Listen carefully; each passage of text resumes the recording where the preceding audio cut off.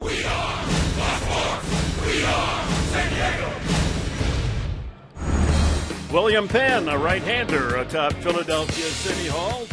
And the Phil's left-hander, Steve Carlton, the Hall of Famer, remembered at Citizens Bank Park. It's the Padres and the Phillies.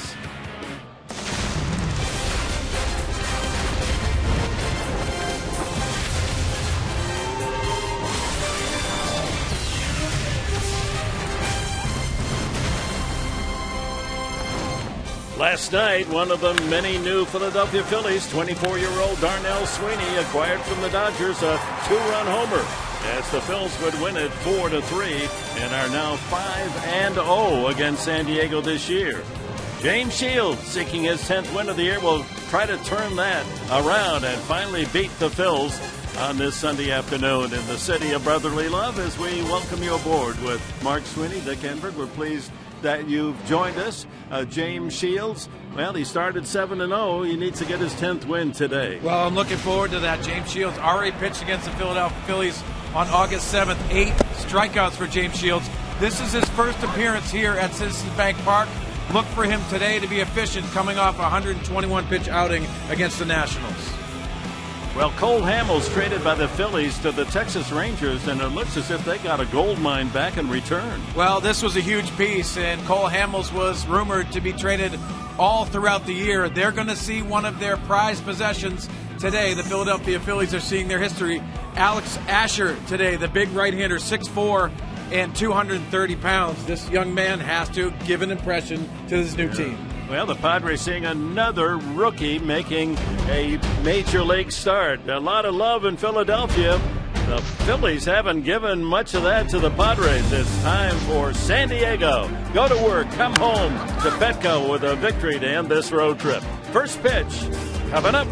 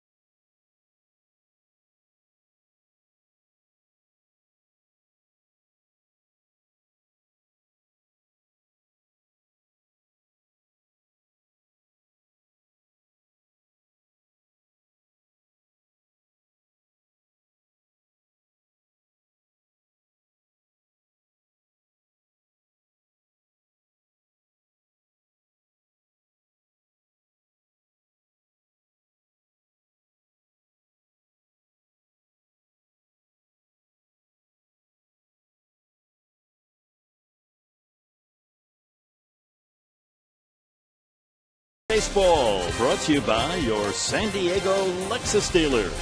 By Petco, what we feed them matters. By Sony Action Cam, prove yourself. And by USAA, proudly serving the needs of the military community for over 90 years. Citizens Bank Park, capacity 43,000 plus the scene on this Sunday afternoon. The temperature rising to 87. They expect by game's end it'll be around 90 degrees, but we have been blessed by outstanding weather. 3 games in Washington and now in Philadelphia. The results haven't been all that pleasant, and the Padres hope to change that today. More breeze than we have seen the previous 2 games of the series, as the Phillies have now made it 5 in a row after sweeping the Padres at Petco. And here's the San Diego lineup, brought to you by Toyota. Solarte will lead it off with Norris up in the 2nd spot. Kemp and Upton their usual places, 3rd and 4th. Alonso hits 5th with Jetko 6th. Corey Spangenberg at second base. Jed Jerko at shortstop. And James Shields, the pitcher, will hit 8th in front of Travis Jankowski, the center fielder. Dick, let's take a look at the scouting report of the 23-year-old right-hander who was a big piece in the Cole Hamels trade.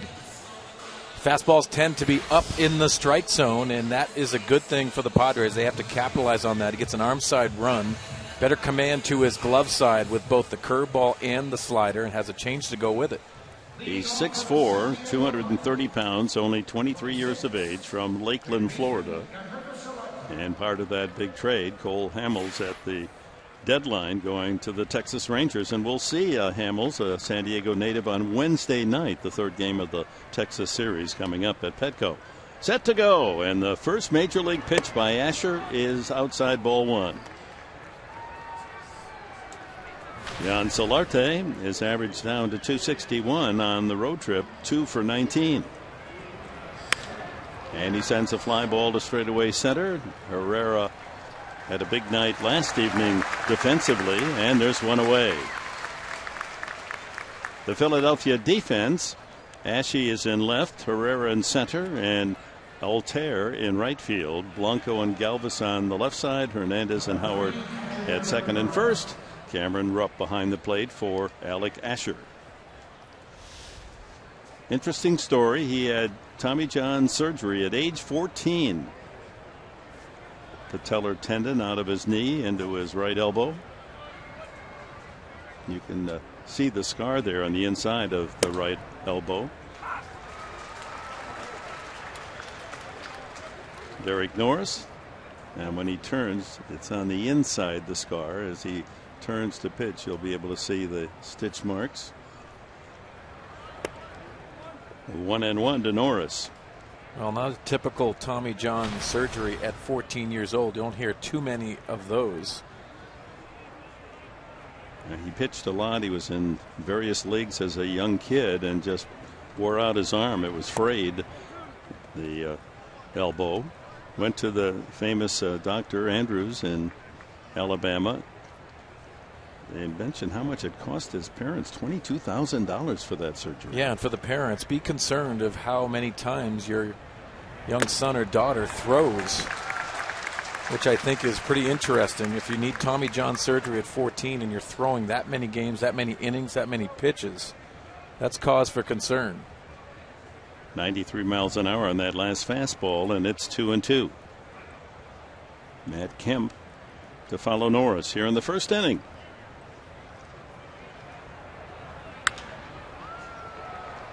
Well, that 4-seam fastball you'll see on his glove side will be a little more straight on that outside part of the plate to the right-handers, but he has a little bit of an arm side run when he throws that fastball into right-handers away to left-hand hitters.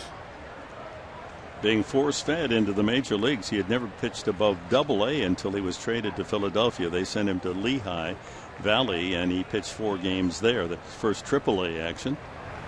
And there's a base hit to center field as Norris dissects the bag at second on its way out to center field. 1-out single brings up Matt Kemp.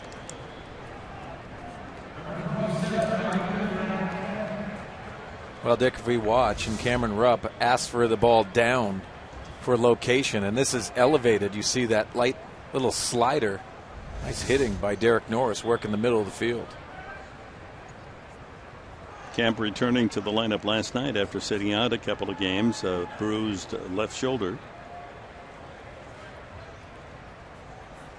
Scored a run last night and had a base hit.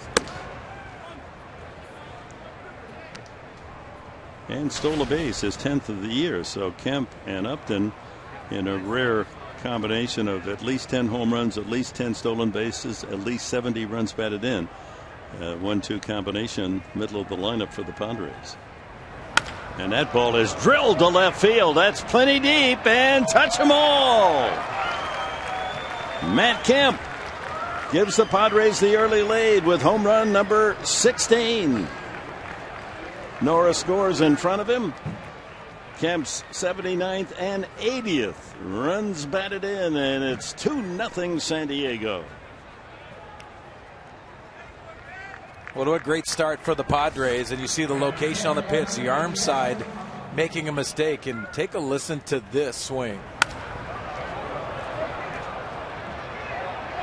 That's what you need from Matt Kemp, and pulling his hands in. He's been doing a nice job with those line drives to center. That mistake, and welcome to the big leagues, Alec Asher.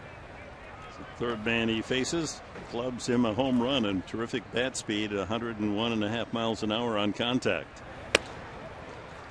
Upton has had a very interesting road trip. He has only 3 hits in 19 at bats, but all 3 are home runs.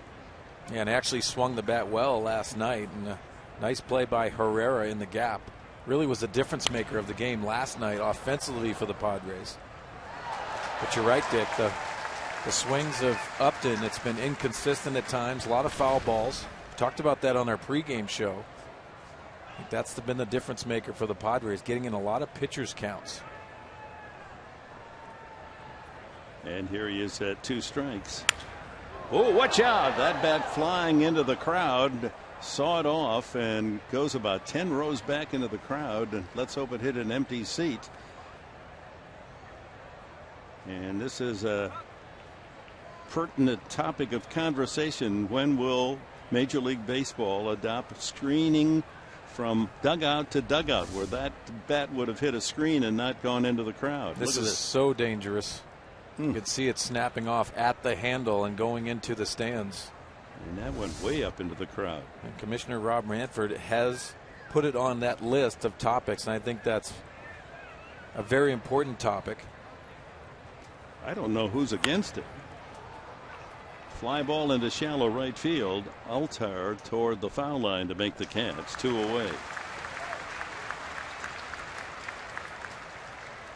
Unfortunately, the bat did not injure anyone seriously. It did strike a fan, but the attendants and security are convinced that he's okay and is going to stay as a spectator.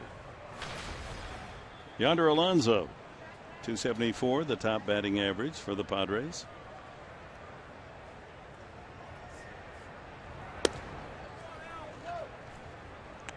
Been calling the play today. Jordan Baker behind the plate. Emmel at first, Meals the crew chief at second, and Fletcher at third. Half swing, 1-1. Jordan Baker in his 3rd year at the major league level, 2nd full year as the home plate umpire. 2-0 Padres. A single to Norris with 1 out, and Kemp's 16th home run, getting the Padres off on the right foot today. Alonso, a couple of hits last night and an RBI single in the 4-3 Philadelphia win. And 3-1.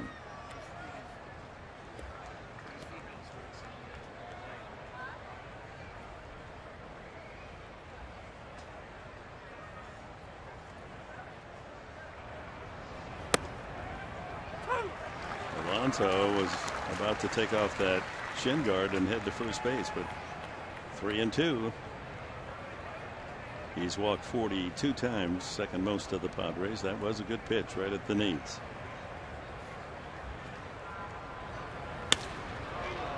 Line drive is going to fall into right center field for a base hit.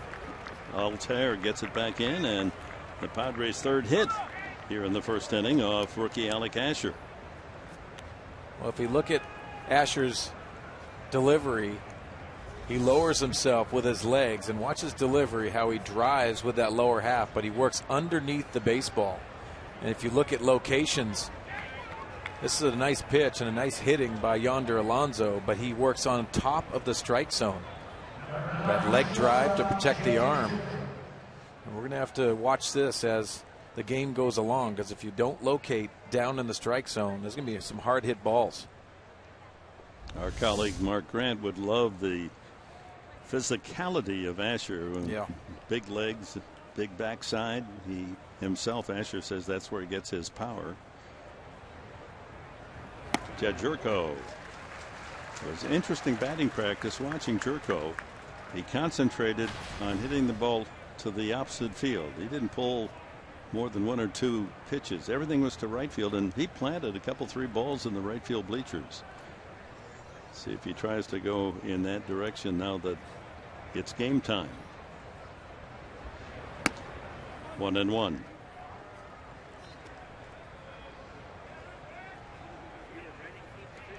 Well, we mentioned that in the last 3 games facing rookie starters Ross, Nola, and Morgan, the Padres had only 7 hits in 19 innings. Well, they picked up 3 early against Asher today.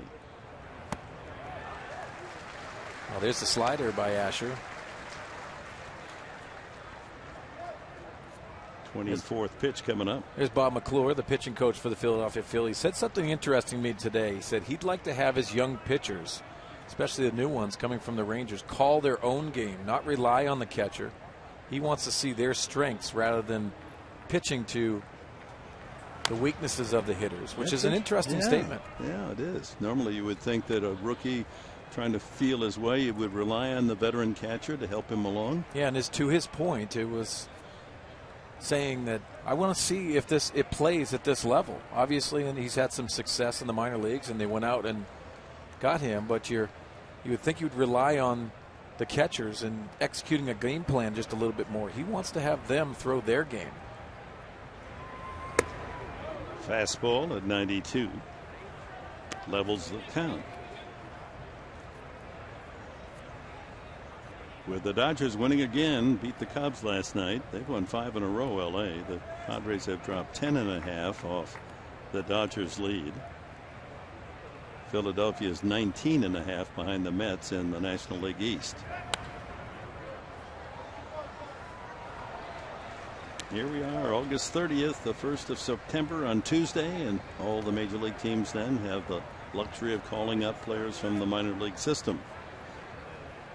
No word as yet as to the choices that A.J. Preller will be making. Well, you would think they would probably add to their bullpen with the extensive work that the pen has had. Swing and a miss, strike 3.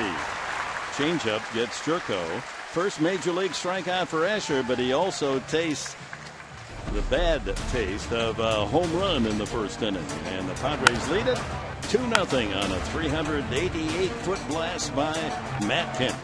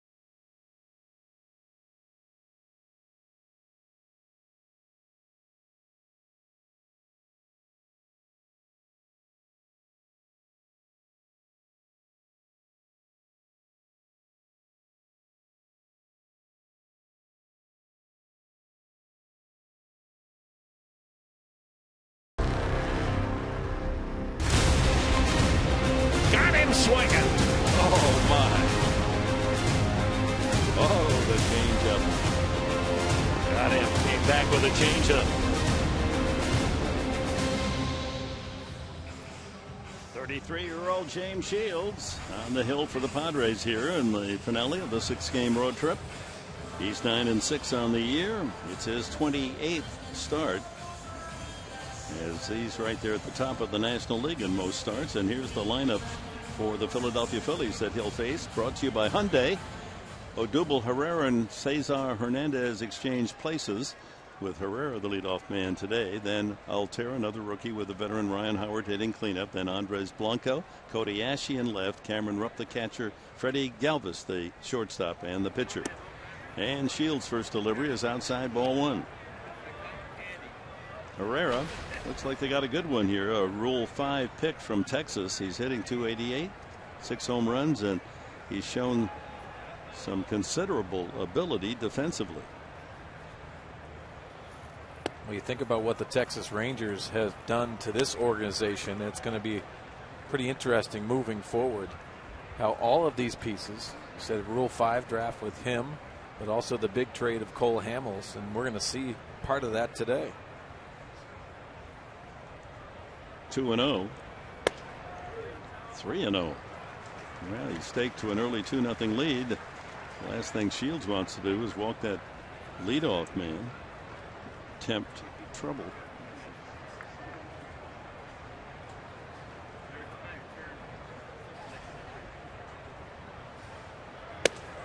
There's a strike. 89 miles an hour.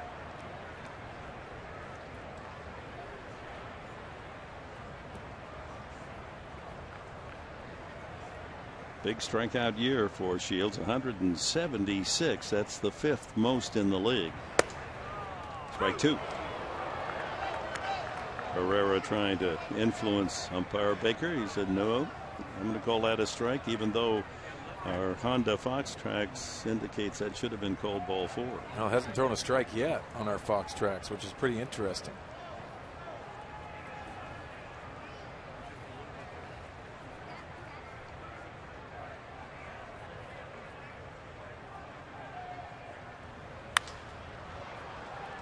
That's slicing into the corner, out of play. Yeah, the Padres wrap up this road trip after taking 1 of 3 in Washington, dropping the first 2 games here in Philly. Back home tonight and right back to work at Petco tomorrow night for manager Murphy's team. Tyson Ross will get the start against Texas. There's a chopper up the middle and into center field, much like Norris's single right over the bag at second base.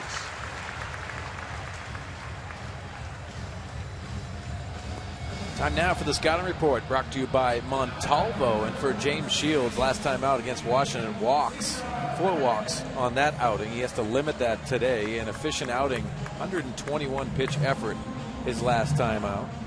You already see 7 pitches to the first hitter with that leadoff single. Brings up second baseman Cesar Hernandez, played third base last night. He's been in a slump. 2 for the last 21 for Hernandez. Rips that just foul. Almost got first base umpire Paul Emmel. He had to do a little skip rope down there. Dick, we talk about James Shields and his body of work. 16 of 28 outings. He's gone over 100 pitches. Last time out, 121 was his season high. Of course, coming into the season, the last 4 years, 225 innings or more. The only major league pitcher to work that heavy a schedule. There's a base hit to left field. Those singles by Herrera and Hernandez. And the Phillies trailing 2-0, try to rally back. And Aaron Altera is next as the Padres defense introduced. Brought to you by your San Diego County Ford dealers. Upton in left, Kemp in right with Jankowski patrolling center. Jerko and Spangenberg, the double play combination with Jed at shortstop. Solarte and Alonso at the corners. And Norris behind the plate for James Shields. Altera finally had a base hit that was not an extra base hit last night. After his first 7 major league hits were extra bases, he singled last night. Dick, we saw the base runners Herrera and also Hernandez. 23 stolen bases between both of them. 23 out of 33. This is a situation where you got to be careful. Their aggressiveness and trying to steal second and third.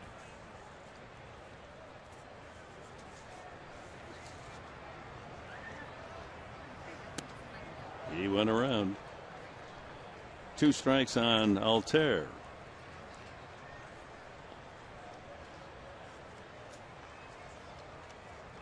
He has progressed through the Philadelphia Phillies system, a 9th round draft pick 6 years ago.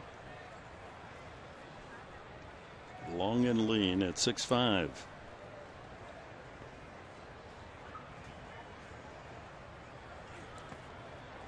.55-footer, 1-2. A lot of strikeouts in this Philadelphia Phillies lineup.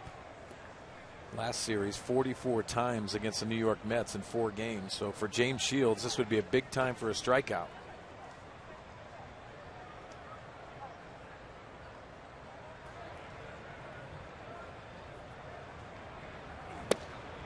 Whoa.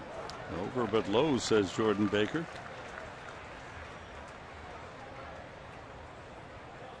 That looked like the bottom of the zone on our Fox tracks by Honda. Didn't get the call. 2-2. See if he goes back to that breaking ball. Swing and a miss, strike 3. A fastball gets Altair. First strikeout for Shields, 177 for the year. Let's look at the keys to the game here in Philadelphia. Brought to you by your San Diego Honda dealers. Well, simple as this. Get a win and get on the plane with a W. And also, Shields racks up the strikeouts, as you said, Dick, earlier. 178 Ks, 5th in the National League. And he added to that one with that last strikeout. Brings up veteran Ryan Howard. The last of the Philly greats, championship teams. He and catcher Carlos Ruiz. Weak wave by Howard. Breaking ball fooled him. Looked like he was guessing fastball. Leads the team in home runs and RBIs. And he's 2-9, 2-4-9 against Shields with a home run. Got away with a high changeup.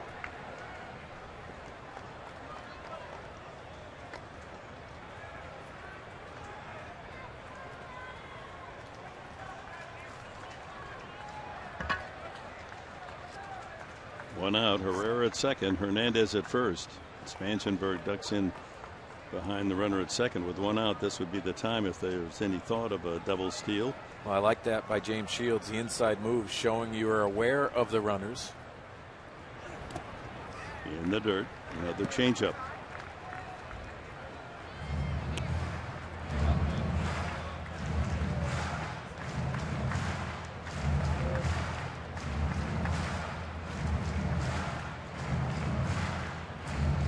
While Shields is among the leaders in strikeouts, he's also among the top 10 in home run balls with 25. The leader is Dan Herron with 29. There they go. And the throw to third base is there in time. A perfect throw by Norris at strikeout.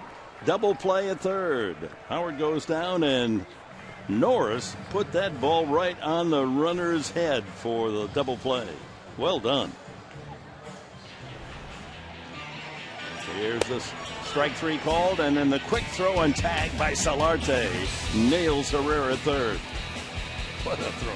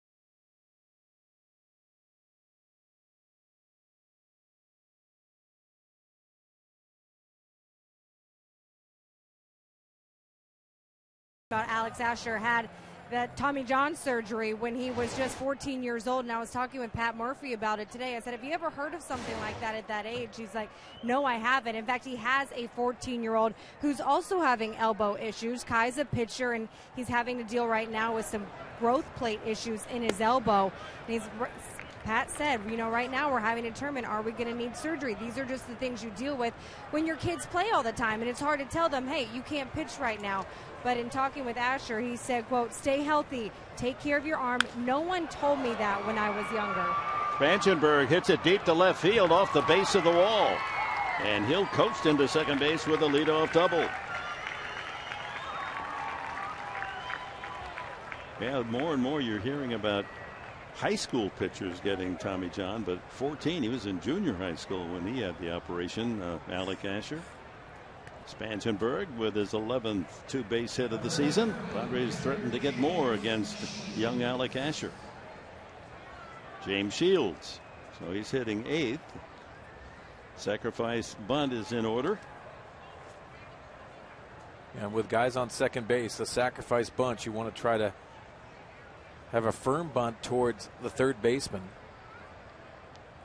Shields has 3 sac hits, and he bunts it toward first, but it's well enough done. Howard goes back to the second baseman for the out. And the Padres, with one away, have Spangenberg perched at third for rookie Travis Jankowski. Shields does his job. Jankowski, just 21 major league at bats and 3 RBIs. I don't know if the wedding party, if they've all been dismissed and on their various ways home, but we had quite a core of fans rooting for Jankowski last night. Hit the ball hard as a pinch hitter, but grounded out. Infield in.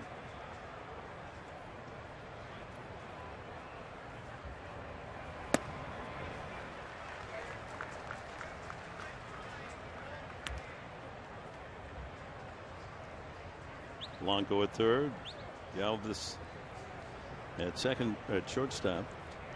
Hernandez and Howard on the right side, all just off the grass or just on the grass.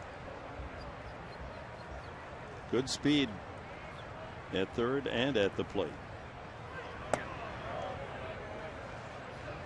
See Asher working down in the strike zone here. This is a possible squeeze situation. How Jankowski is adept at laying down bunts. Good speed at third base helps. See what they go with. Fastball in.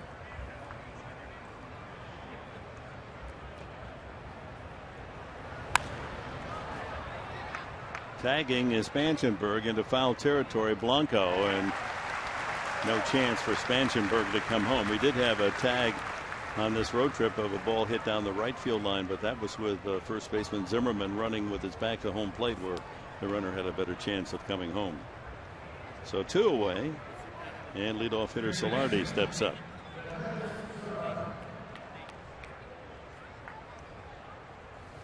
Fly to center field his first time. Good job all season long with runners in scoring position. 318 with 2 men out. 304 overall.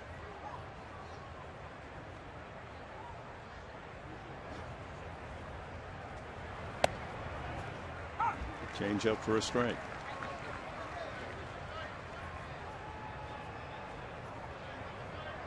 Padres lead 2-0 on a 2-run homer by Matt Kemp in the first. Spangenberg at third, 2 gone here in the second. Strike 2. Back with a fastball.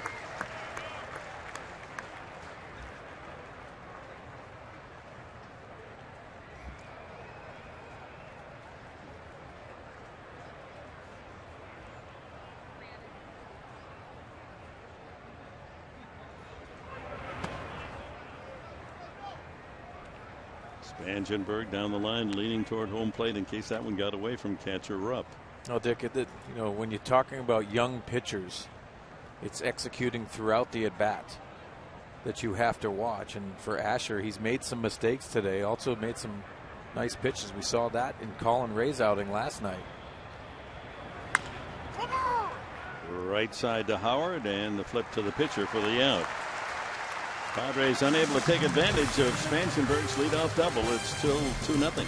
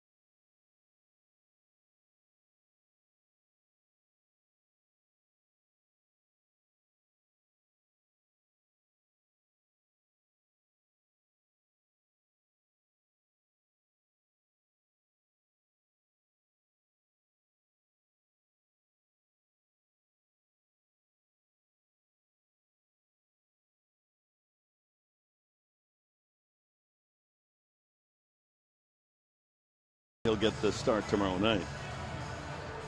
And he's one of 4 Padre pitchers with 130 strikeouts or more. That's somewhat rare. In fact, it's only the 3rd time in San Diego history they've had 4 hurlers hit that 130 mark, and you have to go back to 1999.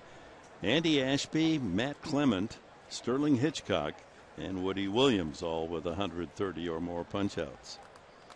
Well, this is a talented staff, and you know, coming into spring training, you knew they had that ability. And for James Shields to get out of that first inning, it was 2 big strikeouts.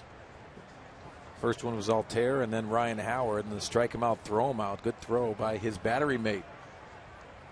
And a good catch and tag by Solarte at third, because he was on the move. He was racing the runner Herrera to third base, had to make the catch and tag.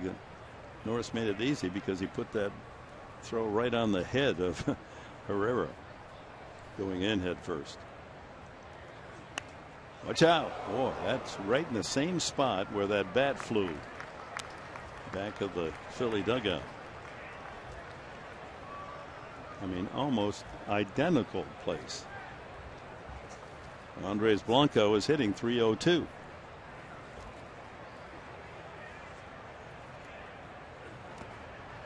Breaking ball low. Blanco, Ashe, and Rupp in the Philadelphia second inning. I'm going to go back to the strikeouts. 4 starters with 130 or more. Yes, it comes in handy, especially when a man in scoring position, less than 2 out. That's strike 3 called, and that's 3 in a row for James Shields. But there's a negative side to all those strikeouts. Well, it's a lot of pitches and foul balls, and this staff has that ability, which they pitch at the top of the strike zone at times. You get some foul balls, and we take a look at the NL leaders in strikeouts. Doesn't surprise me. Clayton Kershaw and Max Scherzer lead that list, but you see Bumgarner, James Shields is there, and Jake Arrieta, who is in the conversation of the Cy Young Award winning for the National League for the Chicago Cubs. We had mentioned that Shields was 5th in the league, and then you looked at that graphic and said, wait a minute, he's 4th. Well, the 3 strikeouts in the game today pushed him over Arrieta of the Cubs. Here's Ashe, a 251 hitter. Spangenberg, a little flip for the out, and there's 2 gone.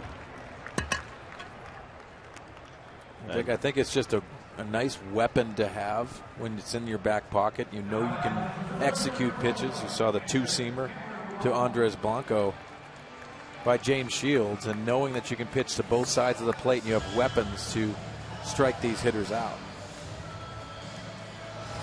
But no matter how successful any big league pitcher is in racking up strikeouts, every one of them will tell you, hey, if they'd swing at the first pitch and make an out, I'll take pitch to contact outs every time. Make it easy on me. Rupp had a 3-run homer in the win on Friday night, 7-1. It broke open a 2-1 game at late innings.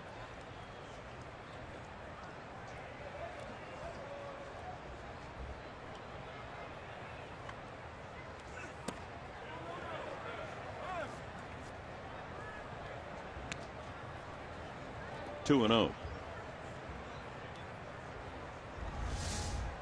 Let's see if Cameron Rupp goes.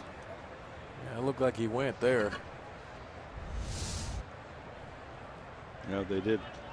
They changed. The first base umpire did give a very subtle fist clench that said that he went around. So now it's 2 and 1.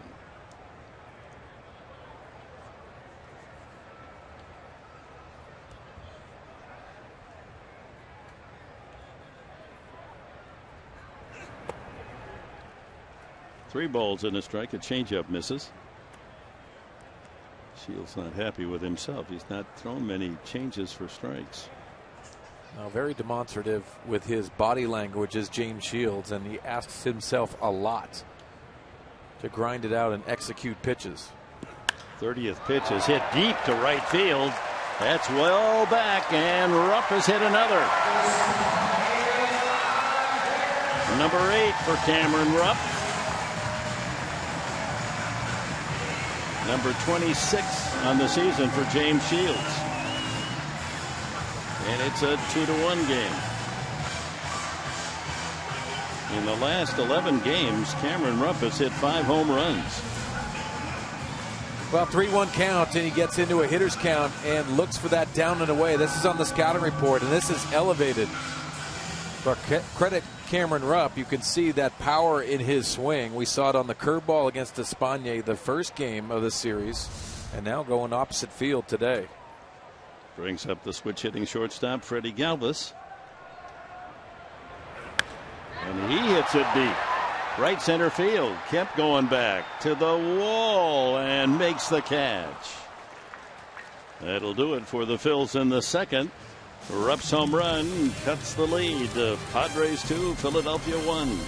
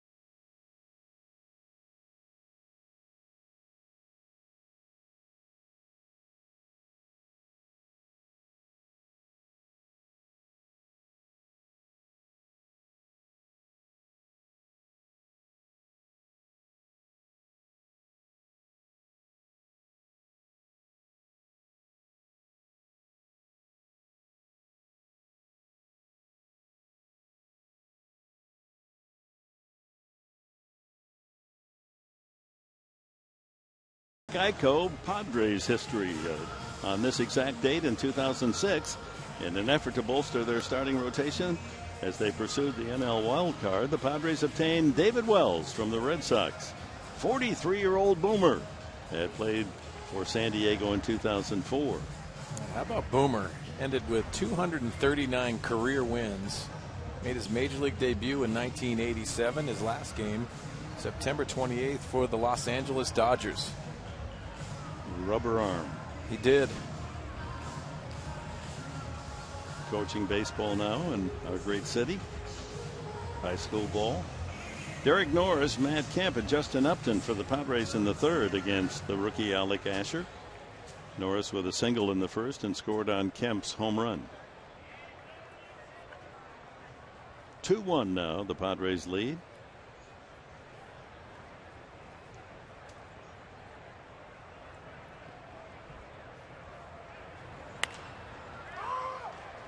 Behind second base, Hernandez calling.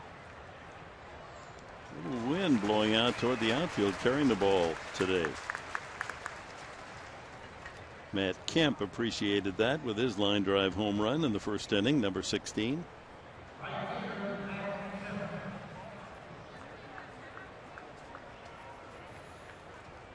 It's a serious blast to straightaway center, 401, but the power alleys here are very close to home plate. You have to go almost to deep left center to get to 374. Now there's the home run by Matt Kemp. A beautiful swing to get the Padres on the board early in this game, which was very important. First pitch is in there. Fastball. So Kemp has reached base safely 19 consecutive games. That's the longest active streak. Either a base hit or a walk.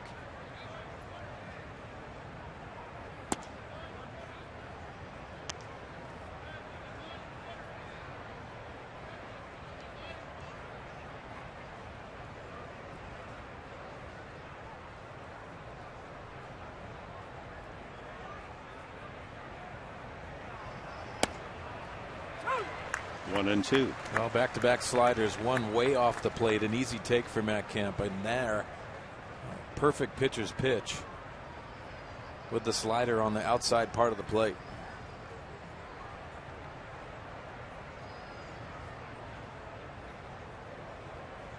Rupp making his young pitcher wait. Ground ball to third, right at Blanco. Kemp is gone, 2 away here in the third. Justin Upton fly to right, his first at bat. You know, Asher graduated out of high school in Lakeland, Florida, spring training home of the Tigers. In fact, his father is the PA announcer at spring training for the Tiger games. And he was drafted in the 23rd round by the Giants 5 years ago when he was 18. And he flew out to San Francisco and was going to sign with them, and they gave him the usual physical exam, and they found a bone spur and said, "You're going to go back home. We're not going to sign you." Wow. And he was just heartbroken. You can imagine. Young kid thinking he was going to be a professional player, and then they just say, "Here's a ticket back home." Yeah, so many people have dreamt of getting that opportunity, and MRI coming back and showing that has to be very disappointing. So many factors go into you making it, not only getting an opportunity to get to the big league level, but also getting here and staying here. Shift on. And that ball is going to beat the shift. That is deep to left center field, and it is gone. Touch them all. How about Justin Upton on this road trip? 4 hits. Total in 21 at bats, but all 4 home runs, and the Padres get that run back of Cameron Rupp's home run. It is 3-1. Well, the location, and you can see arm side miss again by Asher, and then Justin Upton. You take a look at this swing. The power in his swing down through the baseball is just absolutely beautiful, and the sound off his bat, that was loud. Out over the 387 mark in deep left center. Number 24 for Upton. You heard just a little smattering of applause in the background. Yeah, that was Chris Budden. Yeah, Chris Budden. She's showing her real desire to win this pick the stick. Ground ball by Alonso out on the outfield grass as Hernandez to throw him out. But the Padres with their second home run today. Matt Kemp a 2-run shot and Upton a solo blast. It's 3-1.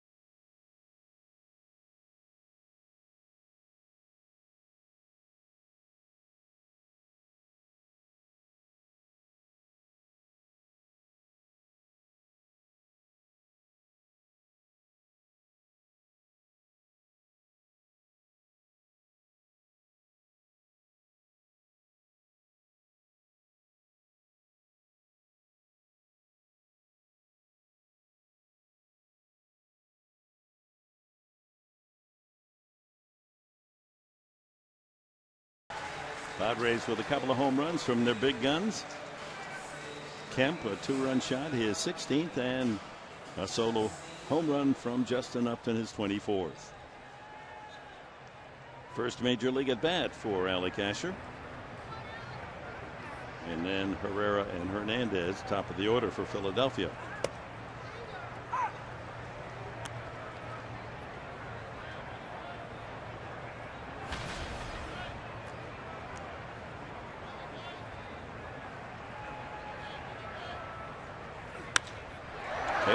He gets into one, but Kemp there in right calls off Jankowski. Good contact. The fans here in Philly give him a hand.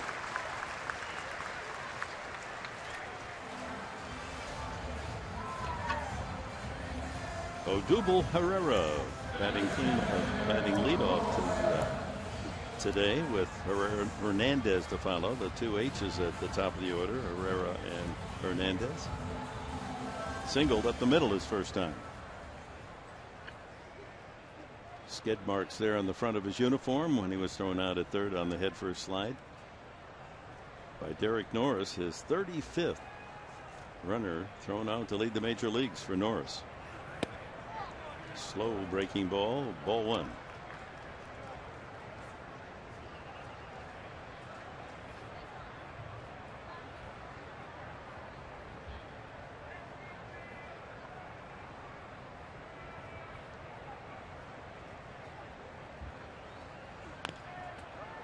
Well, Dixie, you see Herrera that's leading off today, and Cesar Hernandez has led off the first two games of this series. That's what the Phillies are in. They're in that development mode, but also trying to evaluate moving forward who's going to handle that leadoff hitter position better. They both have stolen bases on their resume and have a lot of speed and talent. It's going to be interesting to see how the Philadelphia Phillies moving forward try to develop those young men. Hernandez, the advantage of being a switch hitter. That misses 2-1.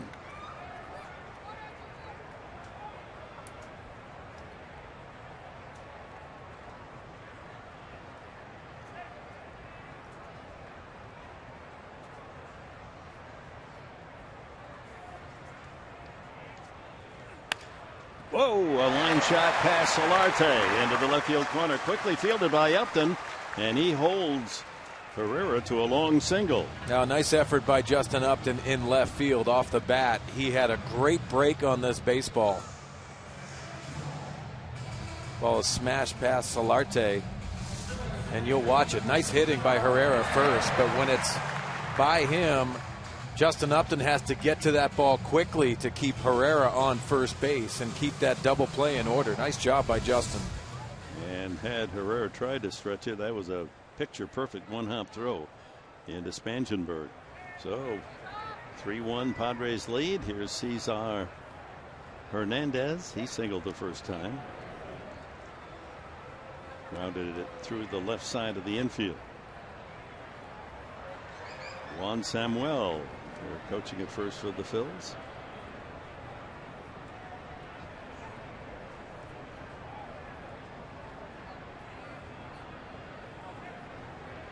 Now James Shields give different looks, changing times. There's Juan Samuel. Talented career that he had as a player and now a coach.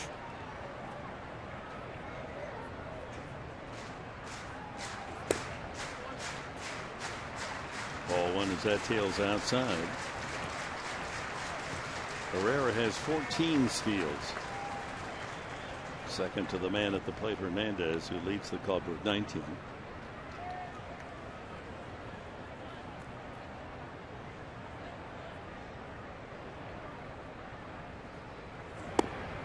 Two and 0.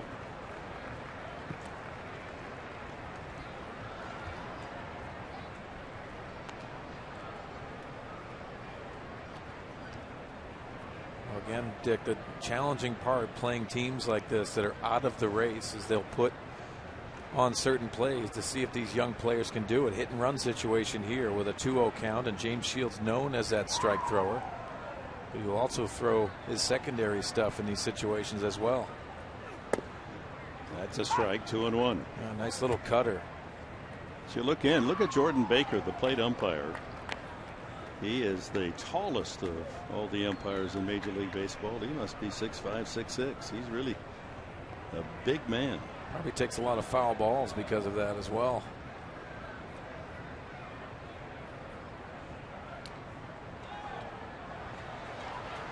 Two and 1.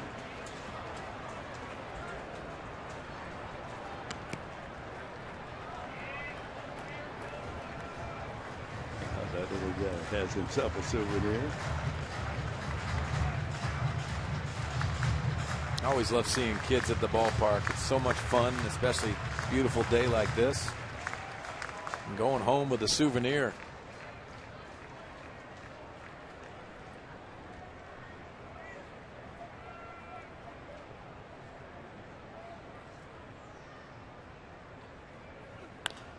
Popped him up. Shallow and left. Upton puts away the second out. How about our Cholula flamethrower today, Mark? Well, let's take a look at James Shields and how hot this is. That's hot sauce, 93 miles an hour. And I'm looking for a cheesesteak today, and I want to put some hot sauce on it. Do you know where I can find one, Dick? I thought you found one yesterday. I did, actually. I tried to get out of here without one. Couldn't do it. And they've got a couple of stands, concessions here that sell the favorite Philadelphia sandwich. Aaron Altair struck out swinging in the first time. And he drills us to center, carrying though to Jankowski for the out. Actually all three outs to the outfield in the third. It's 3-1 San Diego.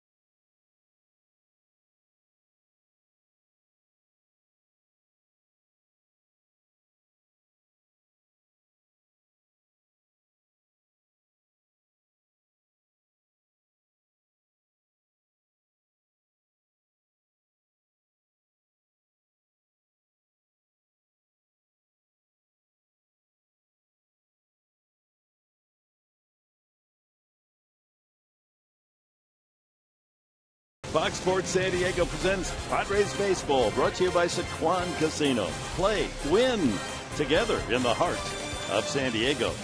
And by Mercury Insurance. Log on to mercuryinsurance.com today and see how much you could save. Oh, with whiz. Love that. I could do without that, but I tell you what I do like on any sandwich, sauteed onions. Oh, yeah. You a mushroom guy? I like mushrooms now. I didn't when I was younger. Little sauteed mushrooms and onions. Yeah. A little piece of porterhouse steak. Mm-hmm. Jed Jerko struck out the first time. And it'll be Spangenberg and Shields here in the Padre fourth. A couple of home runs by Kemp and Upton, giving the Padres a 3-1 lead.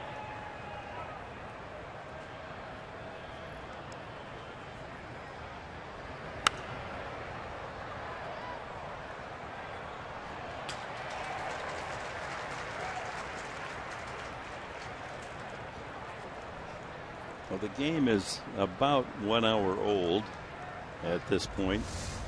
As you see a fan making a pretty good play here. Had it all the way. Cradled it. Huh? Oh, yeah. Bare-handing it. Up and in to Jerko, 2-2. It's over almost 100 years ago, but on this date in 1918, the Giants and the Dodgers played. Giants won 1-0. Game time, 57 minutes to complete the 9-inning game. Dream come true for us, right? And all the guys in the truck. Times have changed.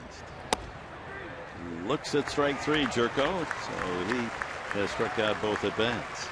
And those are the only two strikeouts for Alec Asher. Brings up Spangenberg, who doubled over the left fielder Ashe's head the first time. Got a game break coming up. The Tigers and Toronto. I don't even know. I haven't looked at the scoreboard, but I'm guessing that Toronto has hit a home run. Don't they always hit home runs? Well, they always hit home run. Encarnacion yesterday, 3 home runs, 9 RBIs. Oh, man. That is some lineup. I'd be surprised if Detroit pitched to him, so we'll see on that game break. Yeah, but if you walk him, then you're going to have to face Josh Donaldson or one of those other sluggers. Oh, maybe I guessed right. We just told you the punchline. That's going to upset Pomeranz. He likes to keep you on your edge and tease you. He's running all over the office right now, getting ready for that. He and Clay Hensley will give us that game break. 2-1. Over but low.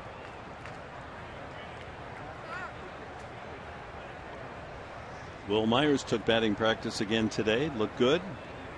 Word is that he's going to start a rehab on Tuesday, maybe at Lake Elsinore. High fly ball, hit well, but too high. Herrera,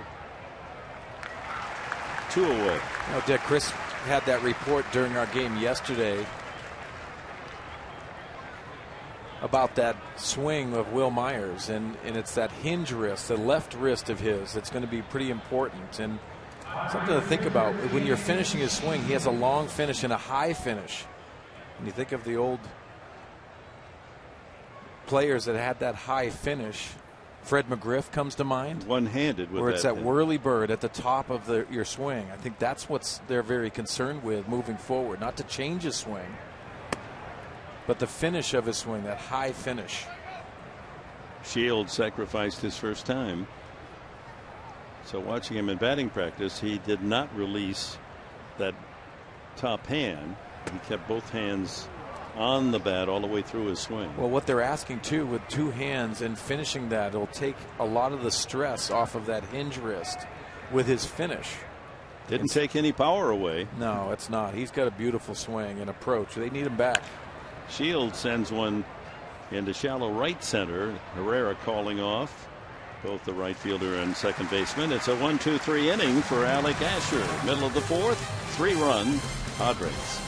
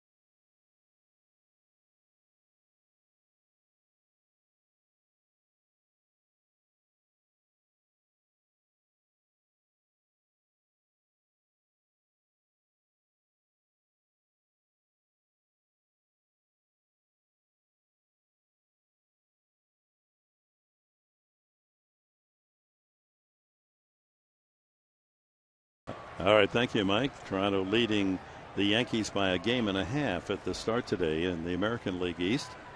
And there's Howard into the shift. That'll make you moan and groan. That's a base hit in the good old days, but not against the shift. Well, Dick, how about those Toronto Blue Jays? And while we're talking about that, let's go to our National University standings in the American League East. There are the Blue Jays perched up there in the top spot. Well, they're doing so well, and it has to do with Donaldson. What a great year he's had. 300 average, 35 home runs, 104 RBIs already with a month to go in the season. And think about Encarnacion, 35 runs batted in this month of August. I mean, all season long, Alonso has 30 and Jerko has 38. He's got 35 in 1 month.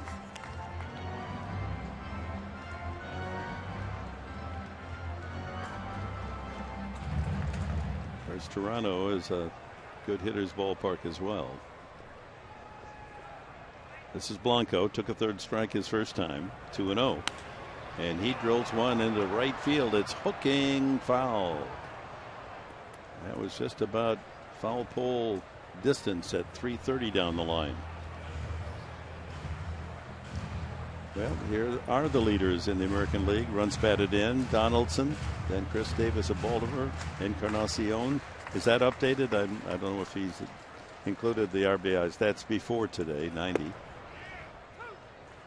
Well, when you have the 3 of the 5 at the top of the RBI leaders, I know offensively you're not going to struggle, and plus you're going to win those games that you don't have the perfect pitching. Obviously they've added David Price, which is a huge deal at the trading deadline. Yeah, that's the lineup that wins those 5-4 games, 6-5 games. Full count now with 1 out. Andres Blanco.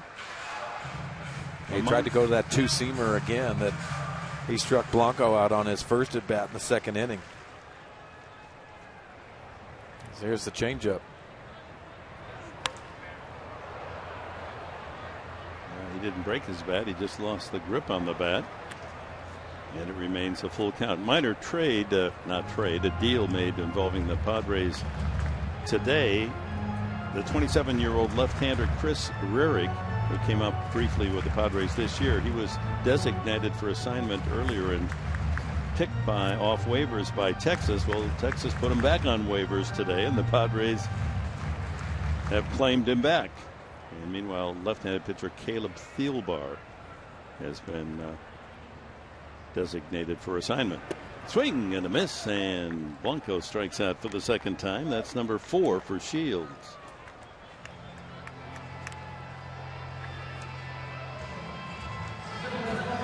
Word is that Mark Zepchinski was claimed by the Mets, but the Padres have not made a deal with New York. And if they don't, then they'll just pull back. Well, so many of those teams now that are in that playoff race are just trying to fine-tune their roster and add to their depth. Change up to Ashe, who grounded out the first time. Yeah, just about everyone on every roster is on at least those that are below 500. Put on that. Well, that hit him in the foot. Didn't try to get out of the way. A breaking ball, and Ashe jogs to first base, hit by a pitch.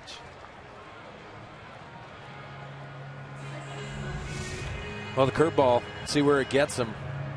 Right on that back knee area. I can't feel very good, but it was a breaking ball, not the velocity on the pitch. The old Schenberger, huh? Cameron Rupp homered, right field seats his only time up for the Philly run.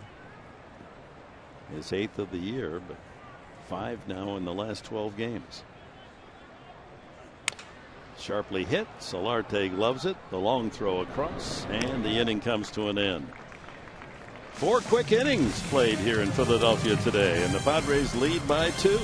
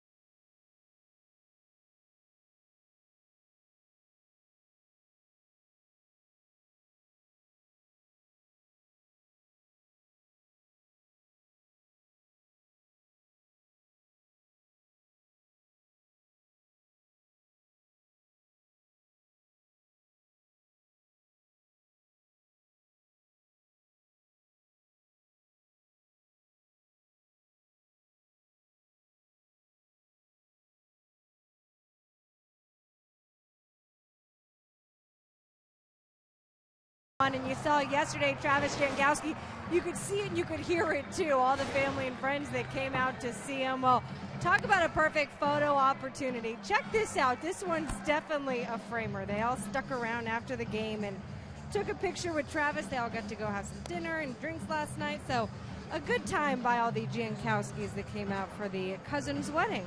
Too much red. See the Phillies fan on the bottom right?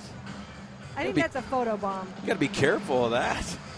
I mean, if you're going to be a Jankowski fan right now, the fatheads are out there. You can't be a Phillies fan and wear a Phillies T-shirt to the game. Well, Jankowski got to take some of that meal money and buy his friends and family some Padre gear. You're right. Well, here he is. He fouled out the first time with Spangenberg at third, a chance to knock in his fourth run. And bunts it back to the screen. Solarte and Norris to follow in the top of the fifth. Two-run homer Kemp in the first. Solo shot by Upton in the third. Cameron Rupp accounting for the Phils run on a home run.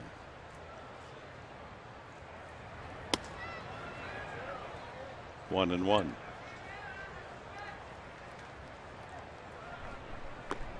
Graysomer Despagne. Kind of shocked to see him throwing. 1 and 2. Perhaps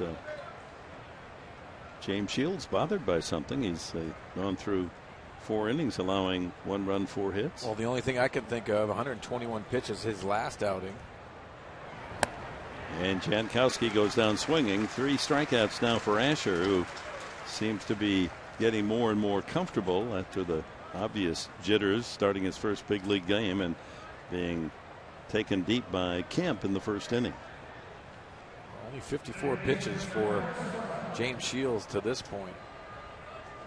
And with the 3-1 lead, you know he doesn't want to give up the ball until he's the pitcher of record. Needs 1 more inning. Solarte is flied out and grounded out. So his road trip slump continues. He's 2 for 21. Going on this trip, he was the Padres' most reliable hitter. Well, he still has that aggressive approach. Seen a lot of fly balls of the bat of Jan Solarte. He'll go through those ruts, Dick, and it's not anything mechanical. Has a lot to do with just missing the barrel at times, and it's a long season, and it is a game of inches, which really comes into play. And another pop-up. Shortstop Galvis. 2 away. At 6 in a row since Upton's home run. Padre fan, tweet your strongest fan photo. Use hashtag SDDataStrongFan, and you just might see yourself in an upcoming broadcast. Brought to you by T-Mobile. It's a shame the Jankowski group didn't offer that photo. Yeah, that'd have been an automatic. They had opportunities. Derek Norris singled and popped up. Scored a run in the first in front of Kemp's home run.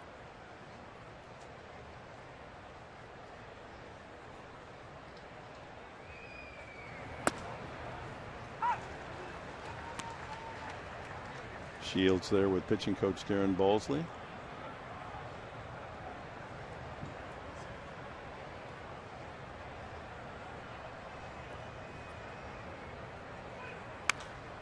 Way out in front of that.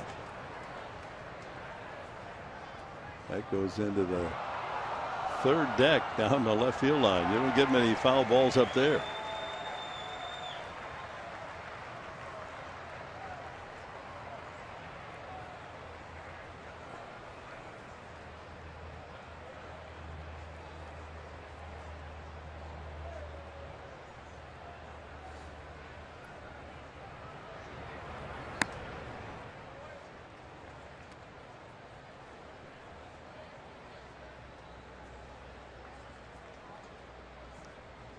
Asher becomes the 4th rookie in the Phils rotation. 2-2. You saw Aaron Nola, who pitched very well to win the Friday night game, went 7 innings, allowed only 1 run and 2 hits. And then last night, another Adam Morgan went 6 innings, allowed no earned runs, 2 runs and 4 hits. Jared Eichhoff is another. He's starting now. He came in the Cole Hamels trade, and now Asher. Talk about rebuilding. Yeah, and you have a rebuild because you had a roster that was filled with a lot of age when it came down to the Philadelphia Phillies as they came into this year.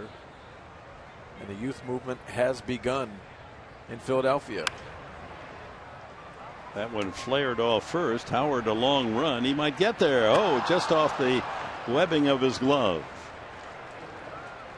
Good hustle. It just missed Howard, and that gives Norris new life. Long run for Ryan Howard. You can see running out of room. And the wall coming down just off the end of his glove. You don't want that big guy tumbling into your box seat. That'll change your day.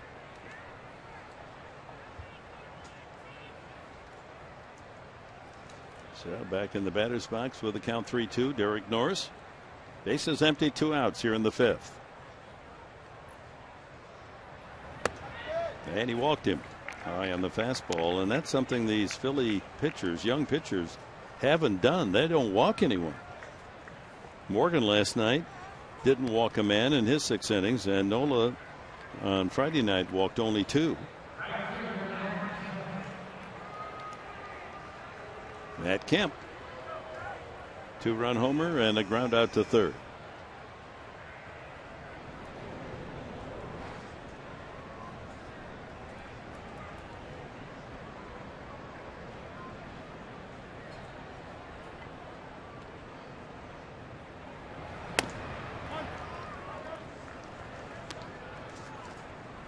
Kemp now with 80 runs batted in, among the National League leaders.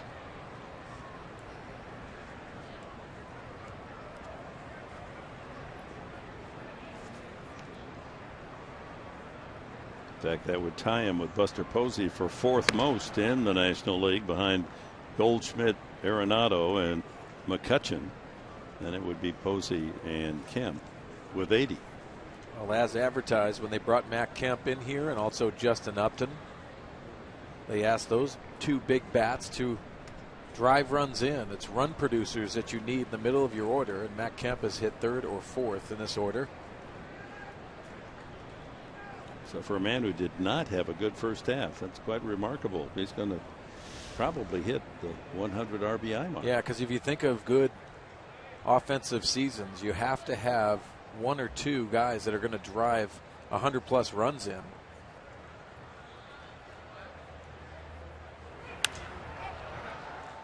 Fly ball to right. Altair fighting the sun a bit. And that's it for the Padres in the 5th. We've reached the halfway mark in Philadelphia, with the Padres leading 3-1.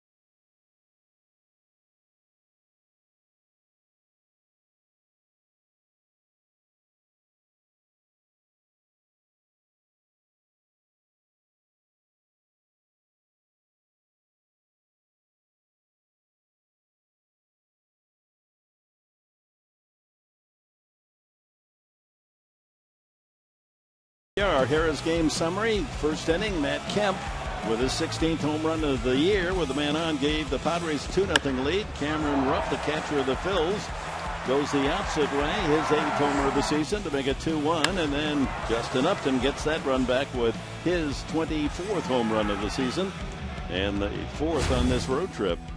And we stand at 3-1 entering the last half of the 5th inning.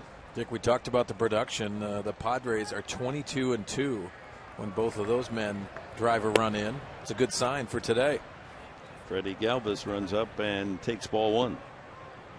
Asher scheduled next, and he's in the on-deck circle, and the leadoff man Odubel Herrera.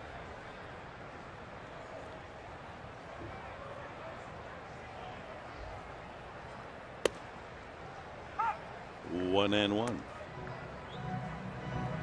Despaigne no longer throwing in the bullpen. Curious as to why he got up.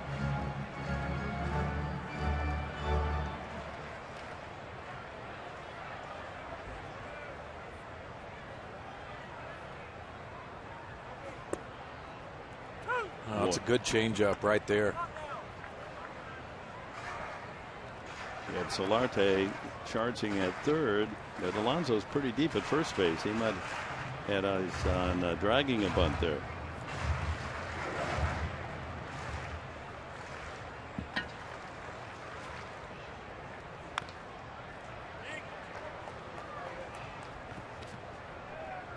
Galvis flied to deep right field his first time.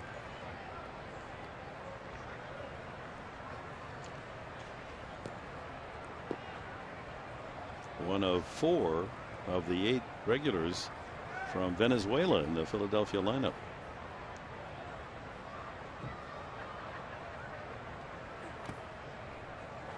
Two balls, 2 strikes.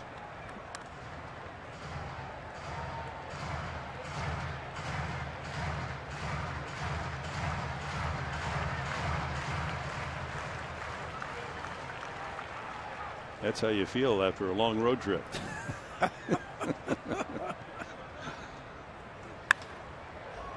Lifted to left. Upton retreats. 1 away. And it brings up the pitcher Asher. Hit the ball pretty hard. First time a fly ball to right field. We've seen some of that body language from James Shields and not locating his pitches. He is a little angry at himself, and you could see him almost telling himself to drive through that pitch and go towards the plate a little bit more. He tends to fall off at times and miss that location, especially arm side. That looked pretty good right there. Most of these veteran pitchers know how to adjust themselves, and yes, you need some reminders from your pitching coach, but a lot of it has to do with feel. Falls behind the pitcher, 2-0. Very similar to hitters. You know, you'll go into a cage, you'll know when your swing feels good and when it doesn't, and what you have to adjust and what gets you back to feeling that comfortable way when you're throwing pitches or you're taking swings. But you'll hear Mark Sweeney all the time. Pitchers will say in the bullpen, I didn't have anything. Yeah. And then they go out and throw a shutout, complete game shutout. How about hitters? If you don't feel good before the game in the cage, does it translate that you're not going to have a good game? Well, I don't think it translates, and sometimes guys are superstitious when it comes to that stuff. But you take a routine, as we take a look at the second strike right there, a good curveball. But you think about routine and feel. And right back with another breaking pitch, and that's strikeout number 5. College football is back, and Fox Sports 1 has the games everyone's been waiting for as Jim Harbaugh makes his Michigan coaching debut when the Wolverines take on the Utah Utes. It's this season's biggest opener, and the only place you can see it is on Fox Sports 1 and streaming live on Fox Sports Go. Coverage begins Thursday at 4 p.m. Pacific, sponsored by Geico. That's next Thursday night already. Utah's got a very good team. They beat Michigan in Ann Arbor last year. They'll be favored in the game. I'm excited for the Notre Dame Fighting Irish to start too. They go against Texas. Are they playing Michigan, Utah? Are they in that game too? No. just wanted to squeeze that in. Yeah, I just wanted to squeeze it in. in. Who did they open with? Texas? Wanted to squeeze that in for our executive producer, Jeff Bile and Max Michalak. They are Michigan fans. And Central Michigan fans. Now, don't forget that. They open against Oklahoma State, the mighty Chippewas. The Chippewas. Herrera's 2 for 2. Single to center, single to left. And Shields falls behind 2-0. But unlike his outing in Washington, much more economical, only 67 pitches with 2 outs here in the 5th. And a ground ball into right field. Herrera's 3 for 3. He's gone to center field, left field, and now pulls one to right field.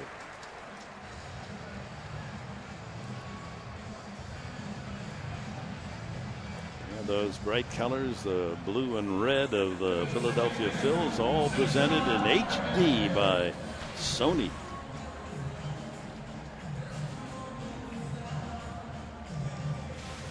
Cesar Hernandez singled and fly to left. Single was to left field as well.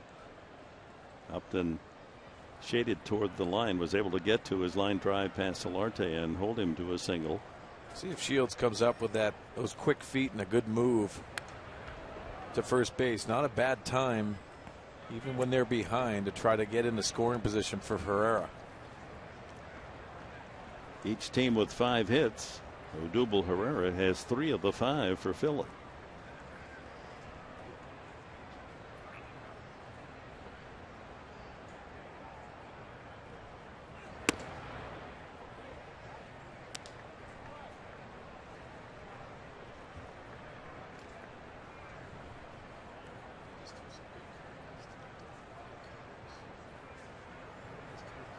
One ball and 1 strike.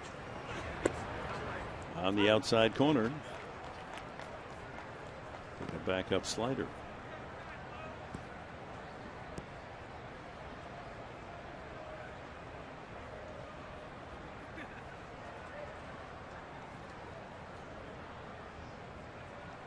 There's that quick move, and they get him.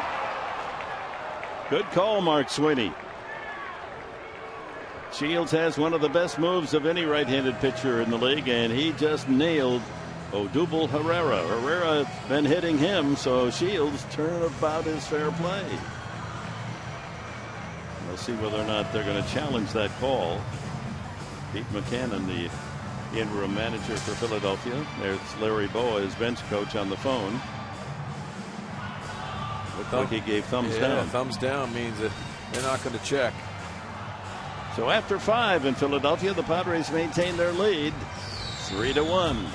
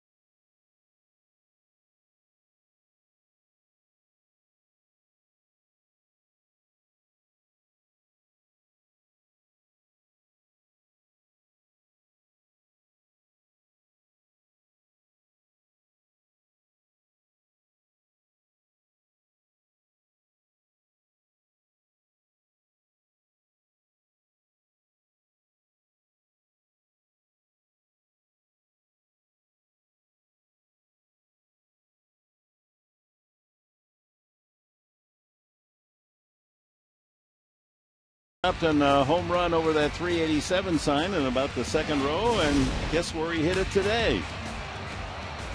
How about 387, a little farther towards center field, the second row. That's a nice comfort zone for Justin Upton in that home run swing, as you alluded to earlier, Dick, working on this road trip. It's home run or nothing for Upton on the trip. 3 for 4 now for 21. 4 home runs. Now that's not a surprise. Philadelphia Phillies play in a friendly confines of a beautiful hitting ballpark. Colorado Rockies, not a surprise, and Milwaukee, another place it's fun to hit in. Cincinnati can't be too far behind those 3. Yeah, this is Williamsport to me. 387. It doesn't look like 387 when you are out there taking batting practice. And if you hit the ball just straight away to left field and right field, that's a high fly ball on the infield. Shift on. And Galvis makes the catch.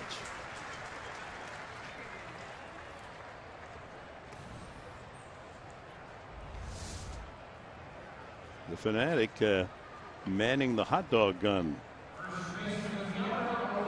Now one cartridge failed there. They shoot T-shirts into the crowd.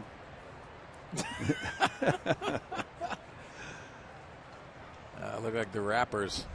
Maybe the hot dog came out of the wrappers. Looked like he was trying to shoot one up here, Dick. You like hot dogs? I love hot dogs, yeah. But your big thing here is ice cream, obviously. No, I can't afford to have ice cream in the refrigerator at home, because I'd come home after a game. There's a slicer into left center field that's dying for a base hit. Alonso has his second base knock. Yeah, the butter pecan was outstanding here today. Our man Frank, who mans the, they don't scoop it, they shovel it here. I'll take the small, please. Yeah, there it is, Turkey Hill. Frank says, "Where's Mark Rand on this trip?" He said, "I ordered too much ice cream. I thought Grant was going to be here for 3."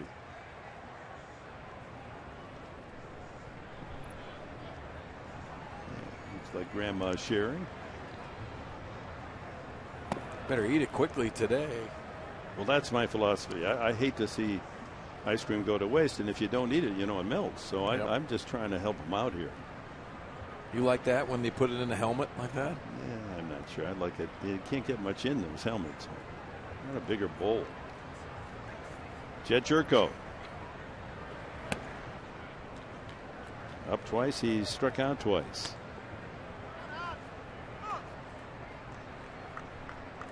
Alonso with a pair of hits. Padres with a total of 6. Now 7. Now that's 6. I was right the first time.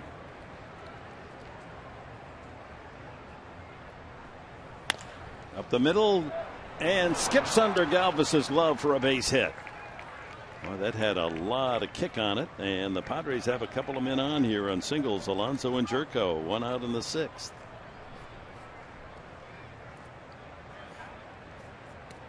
I've seen these Padre hitters making adjustments, and on that outside fastball, taking it up the middle. Try to pull this ball, and it's a double play. But again, nice hitting, and the Padres have some action.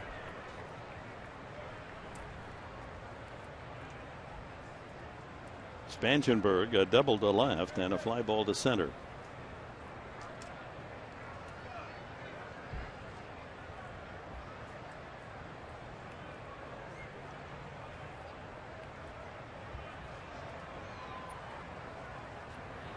Well, 7 hits are significant because, as we told you at the very start of our telecast today, that in the last 3 games, the young rookie starters, Ross in Washington, Nola and Morgan here, in 19 innings, the Padres collected only 7 hits off those 3 starters. That's 7 today.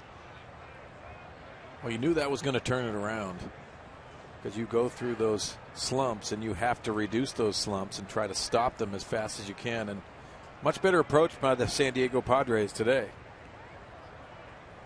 Chance to add to the 3-1 lead here in the 6th.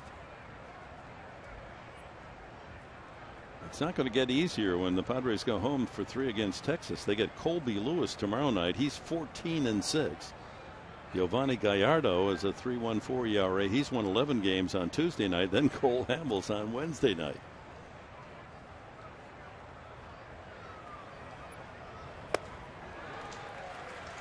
Change up, 1-1. Yeah, the high change up, and swinging underneath it is Corey Spangenberg. Hector Neris begins throwing in the Philadelphia pen. Shields, the pitcher, due next.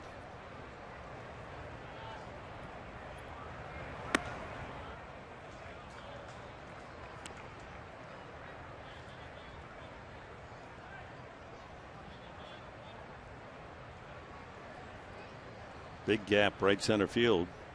They play Spangenberg to hit the opposite way. Left fielder Ashes toward the line. There he is. In the dirt, 3-1.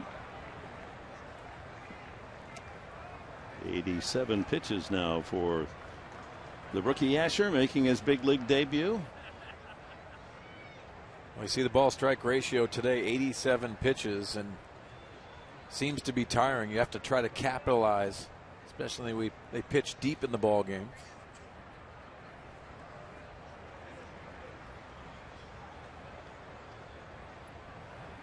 That ball is hit deep to right field. Altair to the corner and makes the catch right against the wall. Tagging is Alonso. He goes to third, and Spangenberg just missed a 3-run homer. 2 away. We have time now for our Fan Diego fans of the game. There's no trouble finding some Padre fans here. We've seen a lot of San Diego gear. There's a couple of guys now. They're going over the hitters right there. And they're in good spots too in the shade today.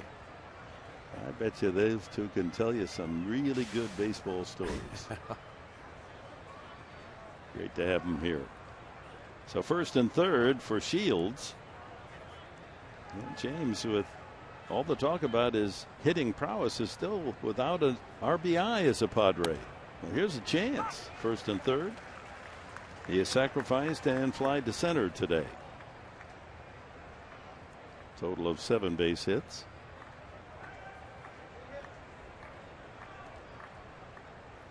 Alonso at third. Jerko at first.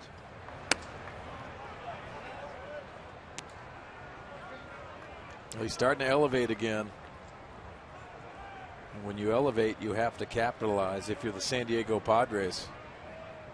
Neris continues to throw seriously in the bullpen. He's ready.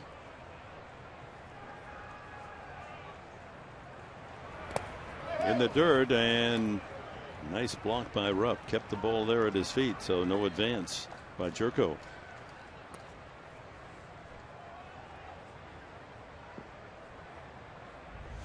Well, let's take a look at the pick. Very hard to block a fastball.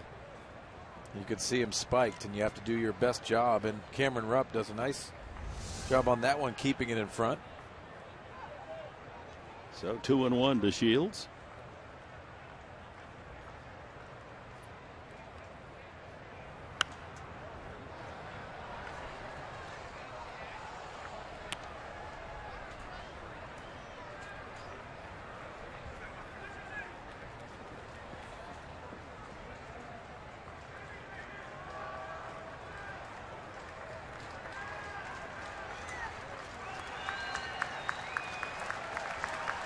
Two balls, 2 strikes to Shields.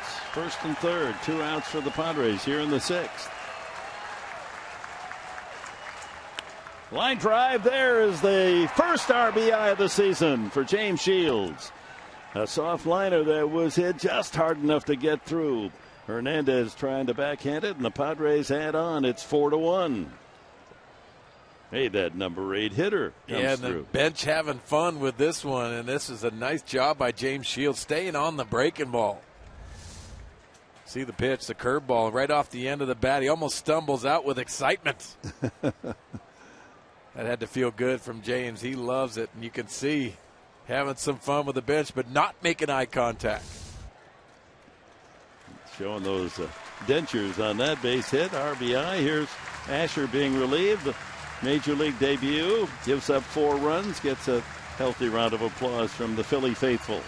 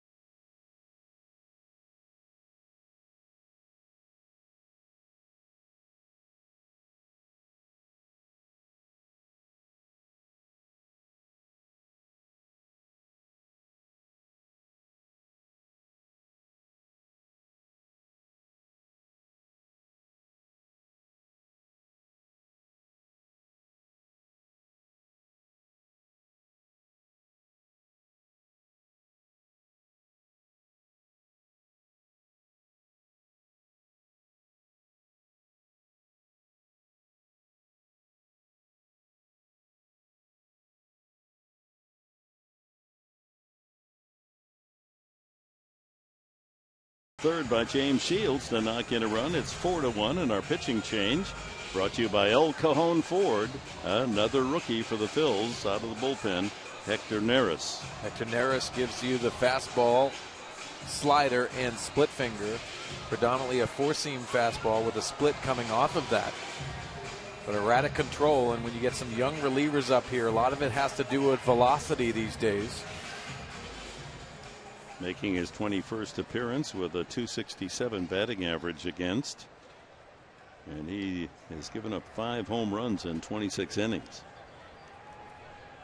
Shields with the RBI. His first as a Padre at first.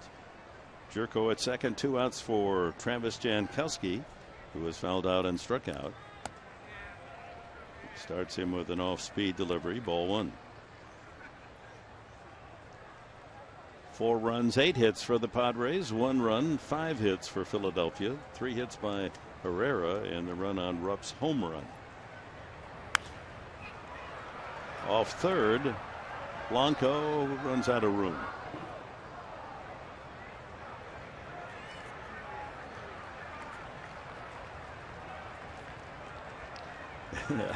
You know, fans, it's so amusing to watch him because every fan comes to the park and they figure if the ball is going to come to me, I'm going to go for it. That woman was aggressive until at the last minute she said, you know what, I don't think I want to break a finger here I don't today. want any part of it. You got to watch your digits for sure. And you got to watch your chiclets too if you don't have a good dental program. Tied him up inside at 93. 1-2. Now that fan is ready. It looks like the glove up in San Francisco, how big that thing is.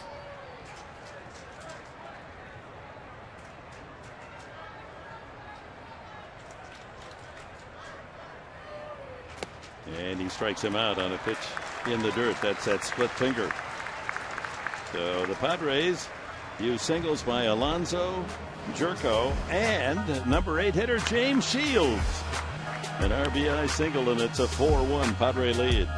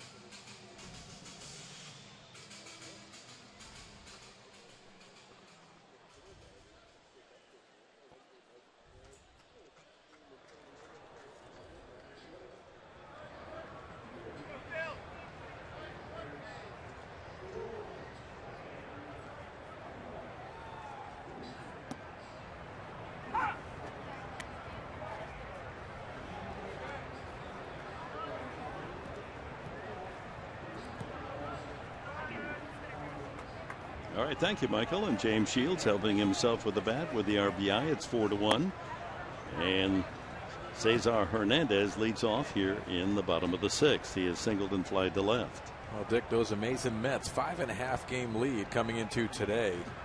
A lot has gone right for them, and the Red Sox have made it tougher. And they've struggled this series, and it's going to be interesting how they play out the season in September. Mark Zepchinski and Bud Norris get ready for the Padres.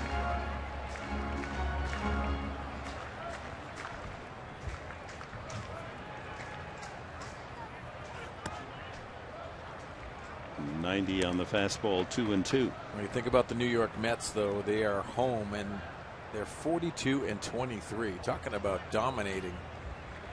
Well, it all started their first home series. They went 10-0. That really got them off to that jump start. 2 balls, 2 strikes to Cesar Hernandez.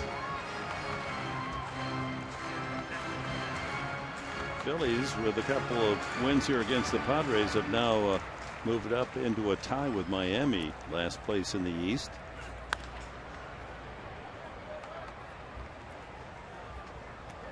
Well, Dick, today James Shields, and you touched on it earlier, very efficient today with 121 pitches his last outing with 4 walks against the Nationals. You thought he was going to do that today. He has attacked, thrown everything. Cutter has come into play a lot today. Swing and a foul tip. Just got a piece of it, Hernandez. Shields that close to his 6th strikeout today.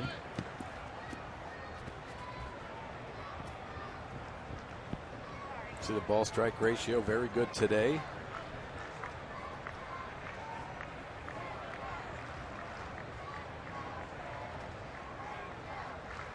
Looks like he's going to go to that changeup. Oh, that was a cutter. Hernandez, Altair, another rookie, and then Howard, the veteran cleanup man. The scheduled hitters here in the Phillies 6th. Change up, and down he goes. That is the 6th strikeout. Brings up Aaron Altair.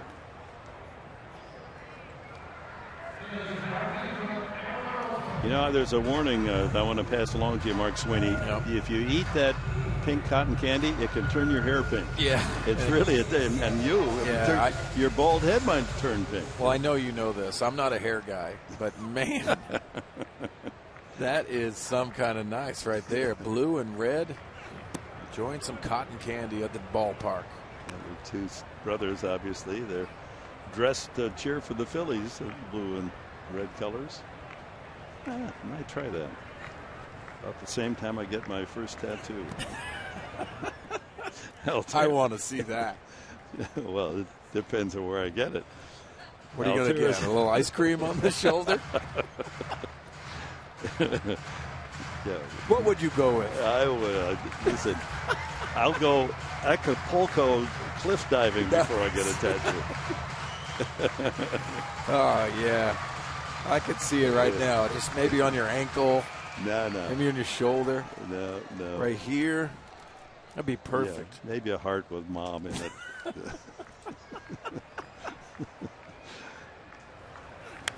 I kind of like those big dragon ones, you know, where they kind of snake around and go into a body orifice. Maybe I'll go for one of those. And I could see that barbed wire around your arm. Oh, yeah. That would be so good. On my guns, yeah. I gotcha. Oh, my. High fly ball foul down the left field line. Well, Dick, I'm the youngest of 4 boys. And my brothers don't have tattoos, so you think I'm going to try it? No chance. I thought you might have one hidden someplace. No.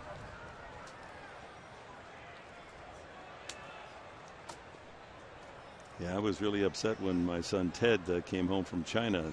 Thought that was really a cool thing to do.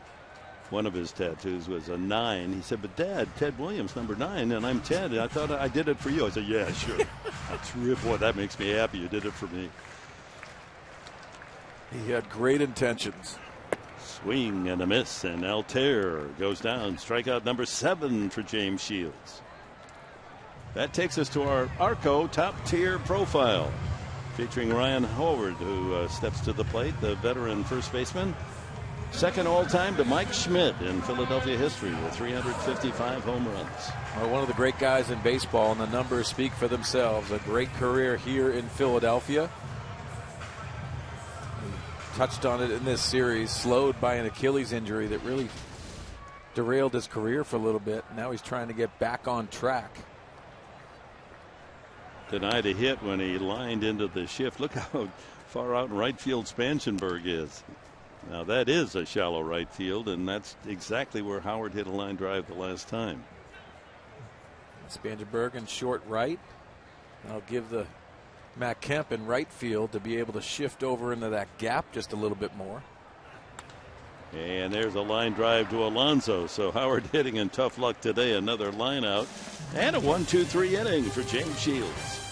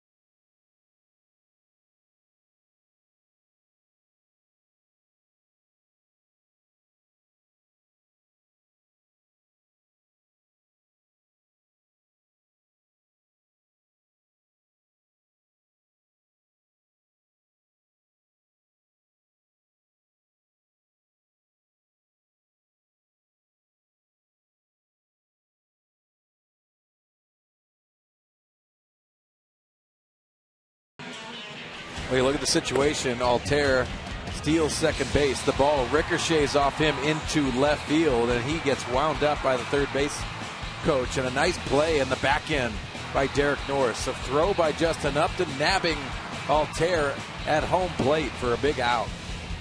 And another element to that play was the fact that Upton just didn't stand out in left field. Kemp, he saw that play developing, hustled in, got the ball in shallow left field. Well, that was a remarkable catch tag by Derek Norris. Yeah, and you saw Justin Upton today hustling down the line, keeping him to a single. The little things you do as an outfielder, always being aware of certain situations. Jan Solarte overdue, 0 for 3 today, 2 for 22 on the trip. He is flied out, grounded out, and popped up this afternoon. Do I sound like I'm begging for pick the stick? I'm trying to get to 200, just to join all the rest of you guys. I feel left out. I'm still in the 100s. You're doing fine. I'm still on the list.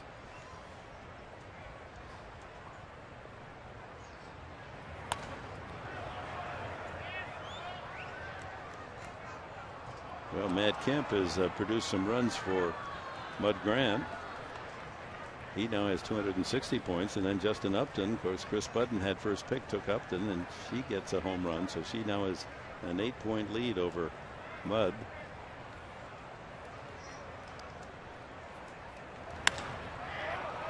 Right center field, that's hit pretty well. How far back is it? Hey, touch them all. Or did that bounce in? That is a home run.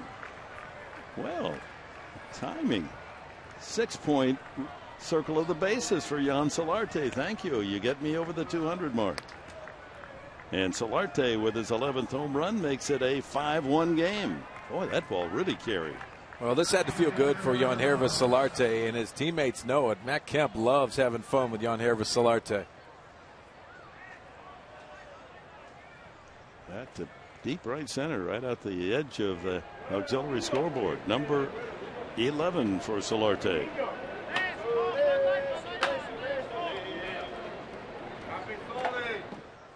Third home run for the Padres this afternoon. Kemp with a 2-run shot, his 16th. Upton's 24th, a solo, and now Solarte, number 11. Well, we told you, Neris gives up a lot of home runs.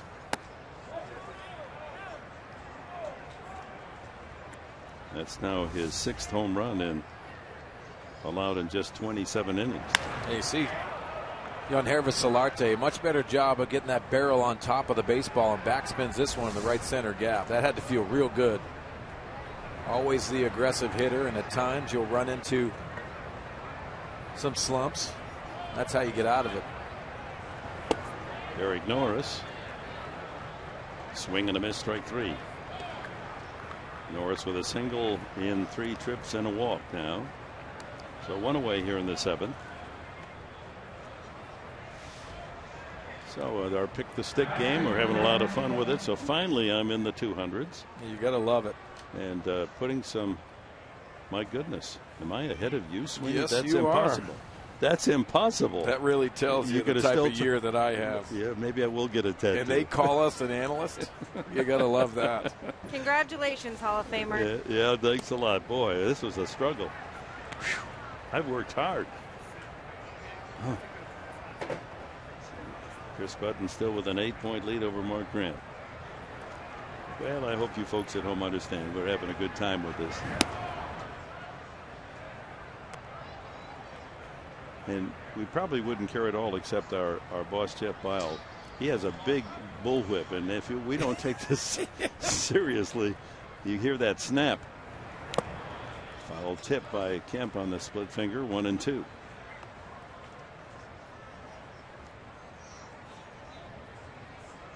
Kemp's home run, 388 feet to straightaway left field in the first inning that gave the Padres the early 2-0 lead. And he chases there, strike 3. So a couple of strikeouts for Hector Neris after the home run by Solarte. Well, the split finger out of the strike zone and not seeing it out of the hand of Hector Neris. That brings up Justin Upton, a home run in the 3rd. He's flied out and popped up, 1 for 3. 4 of the 5 runs coming on 3 Padre home runs today for a 5-1 lead in support of James Shield. Shield single knocking in the other run. They stack them up on the left side. They normally around the league don't shift on Justin Upton, but the Phils decide they will. Well, the Philadelphia Phillies have done a lot of shifting on that left side, especially with these power bats of the San Diego Padres. If you weren't with us yesterday, Larry Boa, the bench coach, talked about the range as a shortstop, and it's really not a very important trait now in the game of baseball because of the shifts. And he made a good point. There's Larry Boa, the bench coach. When you have 3 men over there on the left side, that shortstop doesn't have to range so far. Ground ball to the shortstop, Galvis, right on cue. And that's it for the Padres in the 7th, but they had a big run on Solarte's 11th home run of the season. And they're going to stretch here and listen to God Bless America in Philadelphia. Stretch half of the 7th.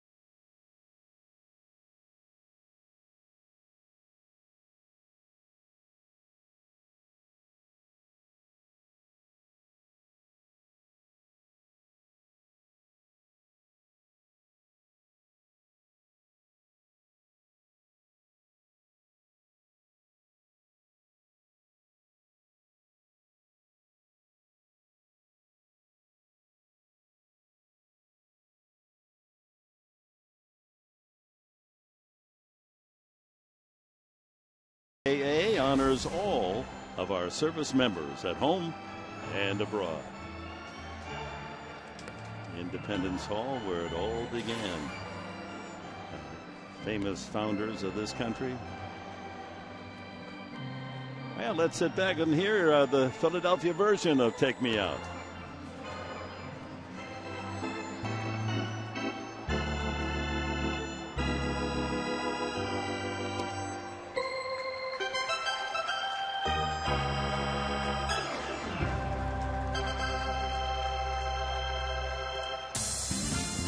With some pizzazz. God Bless America, sung by a wonderful soprano voice, and it reminds you that Kate Smith used to sing God Bless America for the Broad Street Bullies, didn't she? Yeah, exactly right. James Shields has gone through 6 innings. He has a 5-1 lead. He scattered 5 hits. The only damage done on the home run by Cameron Rupp back in the 2nd inning. A very efficient inning of work would be really nice here, probably to finish off his day. Give that bullpen a rest, because there's just no respite in this long run of games without a break because of the rain out against Colorado. The open date on Thursday has been taken up. So just watching James Shields work today, you saw the fastball come in to both sides of the plate.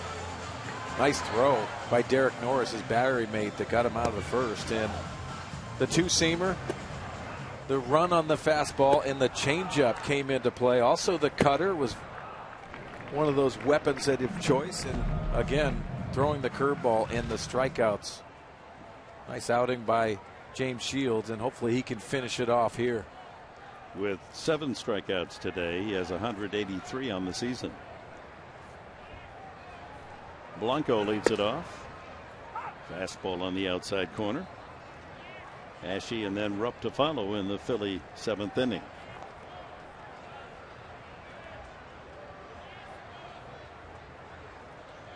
He has struck out both times, Blanco.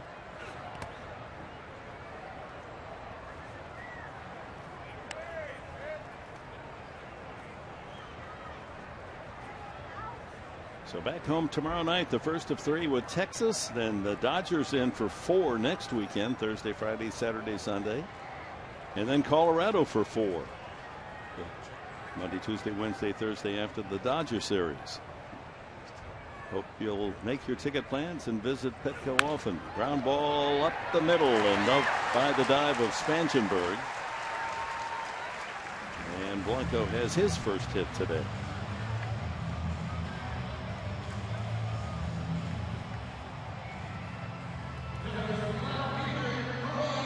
Up Cody Ashe. He's grounded out and was hit on the shin by a pitch.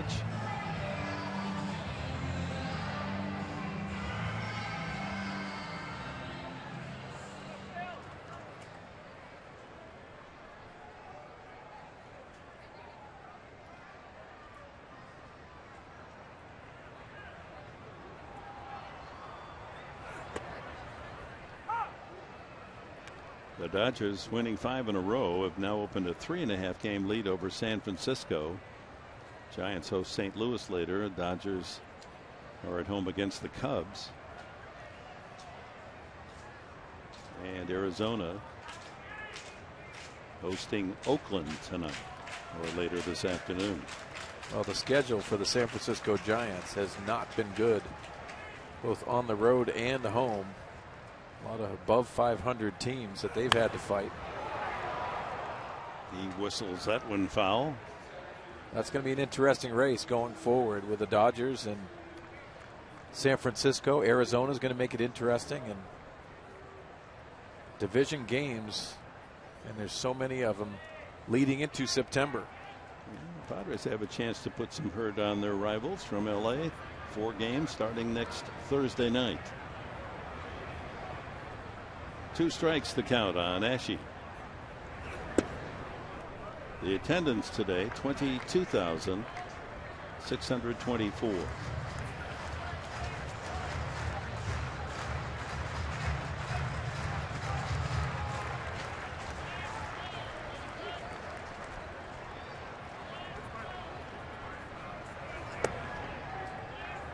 2-2. Now at 95 pitches, and you wonder how much is left in the tank for Shields.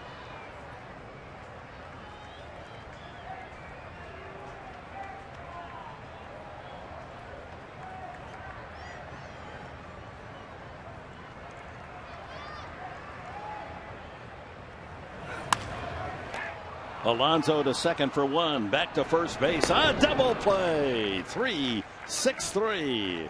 There's the pitcher's best friend. Perfect double play ball. Room service to Alonso. Well, talking about executing for James Shields, and this had to feel real good with this pitch. Inducing Ashe with that ground ball to Yonder Alonso. The good feed to Jerko, and a nice turn. But for James Shields, executing his pitches. Remember, 121 pitches last time. That comes into play in how you're going to manage this game. And James Shields has given a great effort. Well, in your tips at the very start of the game, you said no walks, and he has not walked a man. He hit one. So that's been key to his success today. Rupp a home run to right field. That was on a 3-1 pitch. And he hit the ball hard the last time to third baseman Solarte.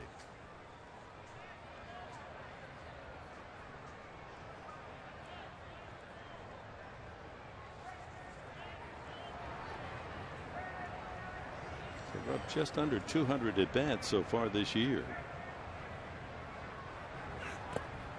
He goes around, and it's 1-1. So if you prorate his 8 home runs and less than 200 at bats, I mean, here's a catcher who's going to give you maybe 20 home runs. Well, that's the reason why you're not seeing Carlos Ruiz, the former starting catcher. Cameron Rupp is trying to capitalize on playing time.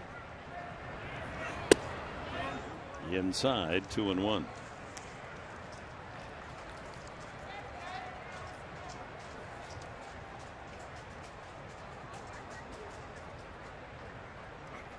Rupp is just 26 from the University of Texas.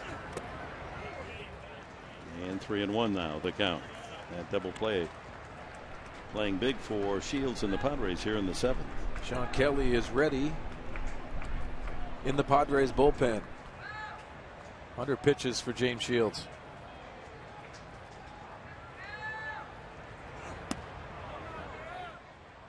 Did not go, and that's a 2-out walk to Rupp. First walk of the game for Shields. Freddie Galvis, number 8 hitter, is next.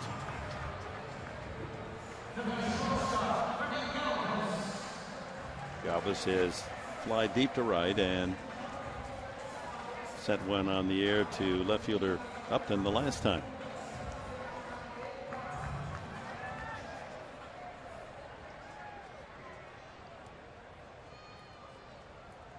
The pitcher's spot due next, and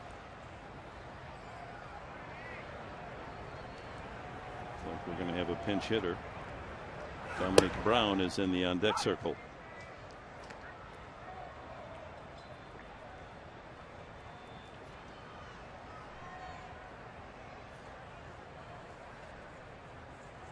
You see the pitch count by inning. Consistent work by James Shields today. And again, that changeup and getting a good feel for that. Aiming for his 10th win of the season. The first Padre did 10. Tyson Ross will look for his 10th tomorrow night against Texas.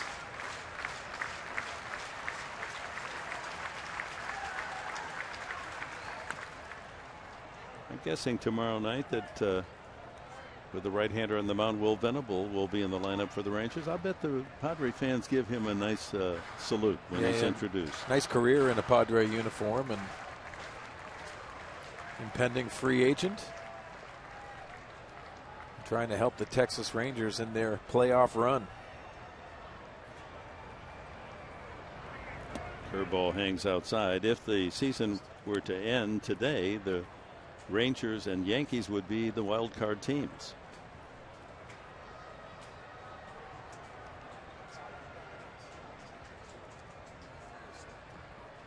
So a ball, 2 strikes now to Galvis. Texas has a 2-0 lead hosting Baltimore today. Second inning.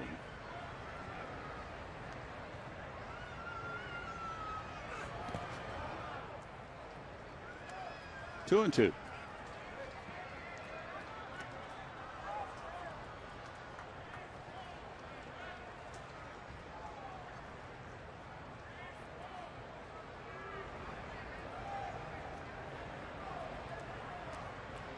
Another hard day's work for James Shields. 107th pitch coming up. And he's grinding it out. Runner goes. Ball in the dirt.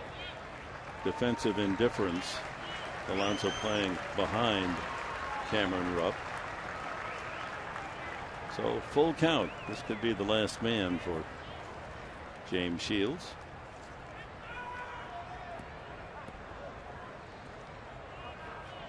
Leadoff single Blanco, but the hard hit ball Ashe right to Alonso. The Padres turned the 3-6-3 double play. Then the walk to Rupp. And now the payoff pitch to Galvis.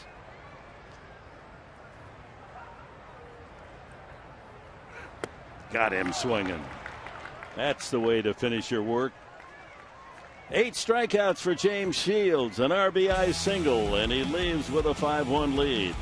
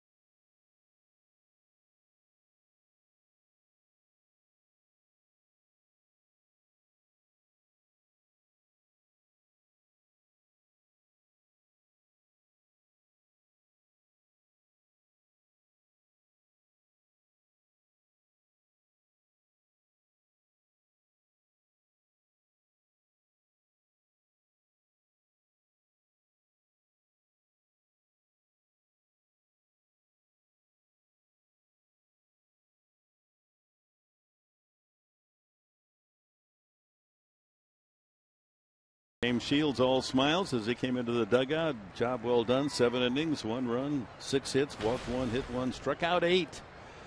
Adam Lowen, 31-year-old veteran left-hander, a former #1 draft pick of the Baltimore Orioles, comes in for the 8th inning and faces the left-handed batting Yonder Alonso, who's 2 for 3. Alonso, then Churko and Spanchenberg. So 2 left-handed batters do. So Pete McCannon, the interim manager of the Phils, goes to the southpaw. Signed a minor league free agent contract this spring. He was a 4th pick overall by the Orioles back in 2002. Well, fastball, slider, curveball, and change for Adam Lowen. He works on the first base side of the rubber. And what lefty doesn't have that sweeping slider? Native of Vancouver, British Columbia. There's a breaking ball in there, 1-2.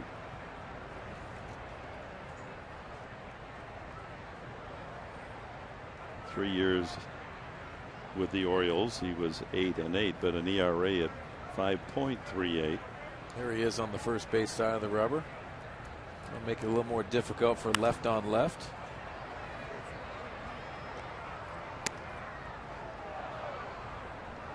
Everything has to do with picking up that release point when you're working on the against the lefties. It's a high 3/4 delivery.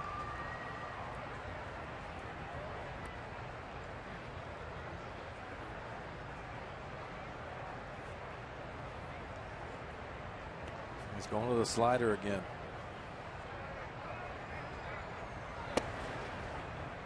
Two and two to Yonder. Fortifying his .274 average with a couple of base hits today. Had two last night.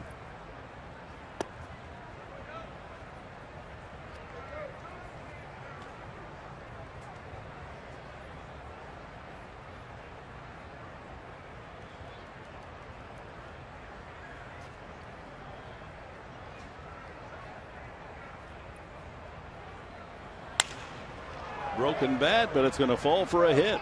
Alonso has his third single today, leading off here in the 8th inning.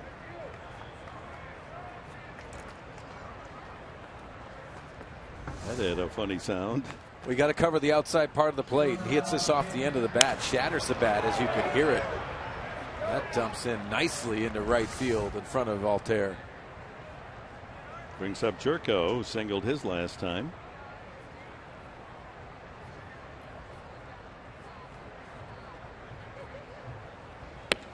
These right-handed hitters for the Padres, they must salivate when they finally see a left-hander on the mound. It's been a steady diet of right-handed pitching all season long with a dominant right-handed lineup.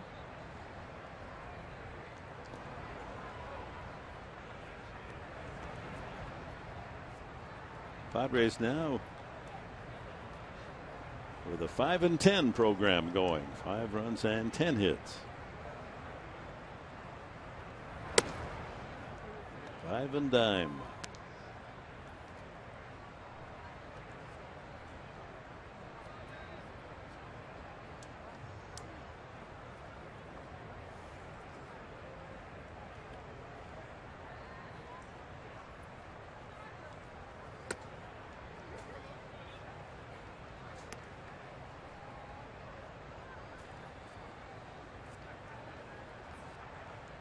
Lowen is a big guy, 6'6" and 245, standing tall on that rubber. Now 31. And he misses away, 3-1.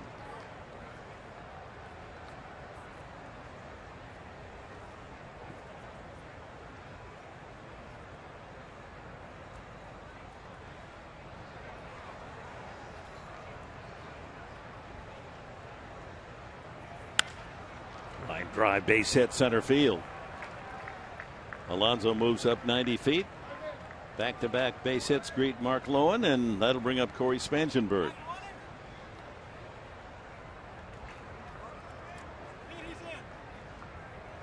And it looks like we'll have a hitter for Spangenberg, the veteran Clint Barmas.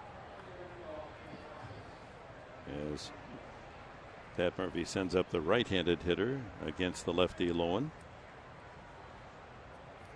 Spangenberg a double in 3 at-bats today. Yeah, swung the bat well today, but nice move by Pat Murphy inserting the right-hander. Because no one up in the bullpen in the Phillies, so you know Lowen has this inning.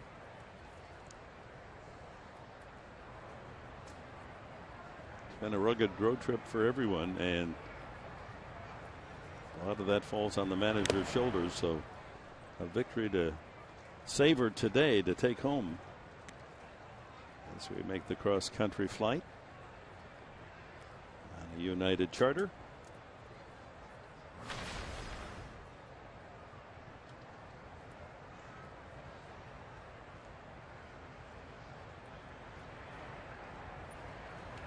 All the way to the screen, and then it comes all the way back to the pitcher, and the Padres able to scamper up 90 feet. Alonso to third and Jerko to second. Now that is a wild pitch. You could try to hit the ball. Yeah, corks this, and it looks like they got crossed up. Either got crossed up or Cameron Rupp did not see that pitch out of the hands. It goes all the way back, and a little bit PFP practice. Yeah, pitcher's fielding practice out there. Rupp had 2 chances to catch it. One going and one coming back. So with no one out, second and third occupied for the Padres. A chance to build on their 5-1 lead. Infield tight. Hitter's delight for Barmes. And he drives one into left field for a base hit. Hit so hard that Jerko is going to have to stop at third as Alonso scores. It's 6-1. Barmes comes through with a pinch hit RBI. Yeah, that's a nice approach by the veteran infielder. After uncorking that wild pitch, you're looking for something specific up in the strike zone. Nice line drive approach by Clint Barmes. 3 consecutive singles now for the Padres, and that'll bring up the pitcher's spot, and Brett Wallace will bat for James Shields. Well, Brett Wallace last night with that line drive to left off the bench continues his hot streak as a pinch hitter. And Bob McClure out to have a conversation with Lowen. Alonso started this with a bloop single to right, then Jerko a solid line drive single to center, and Barmes sends a clothesline single to left to make it a 6-1 game.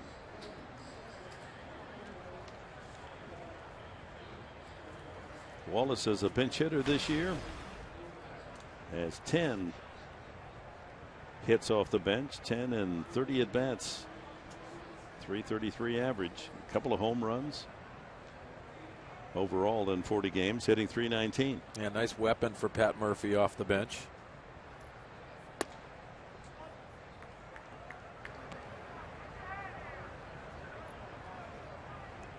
Francoeur with his 11th pinch hit on Friday night.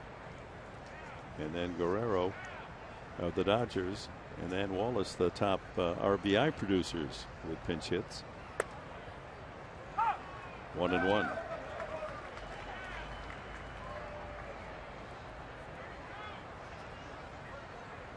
Melvin Upton has a bat. Looks as if he will hit for Jankowski.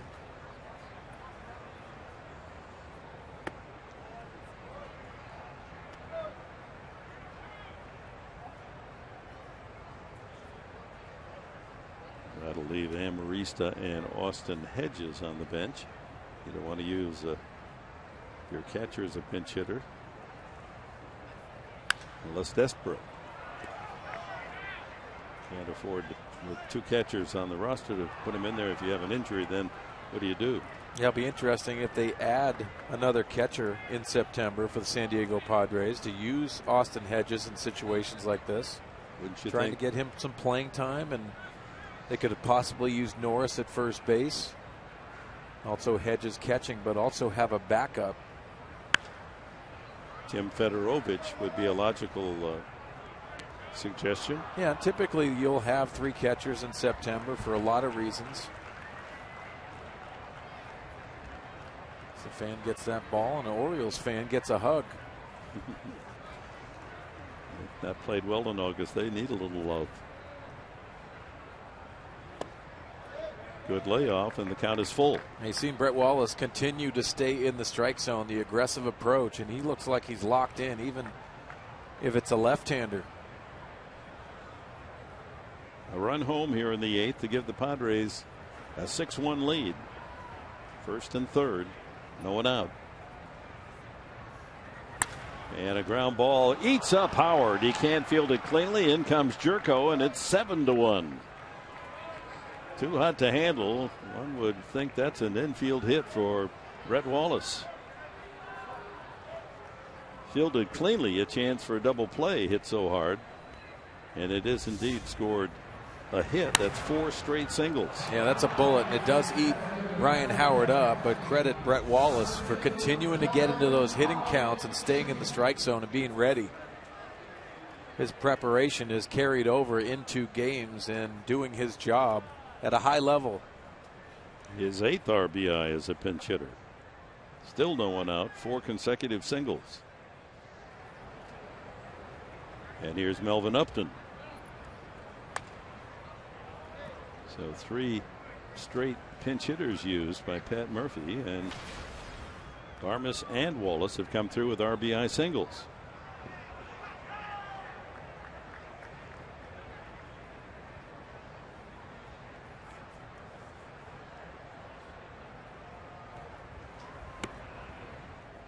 Seven runs, 13 hits now for the San Diego Padres, and a 7-1 advantage. Craig Kimbrell can relax out in the Padre pen, and Benoit the same.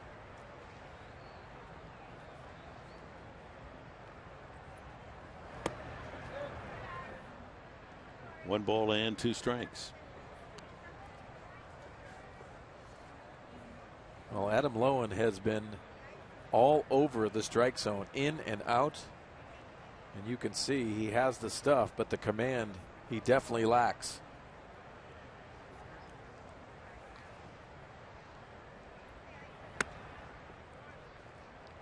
Two and two. You got to throw strikes consistently at this big league level. I know the Philadelphia Phillies are evaluating. It's a big, tall left-hander.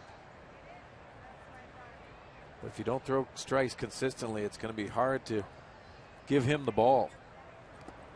And there, from having the 0-2 advantage, goes full count now to Upton. Alonso led it off with a single. Jerko singles. Barmes an RBI single, pinch single.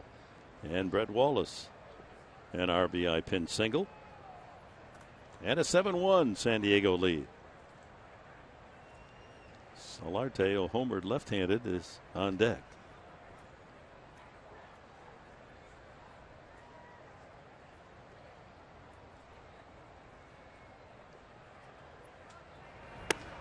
And he walked Upton. Bases loaded.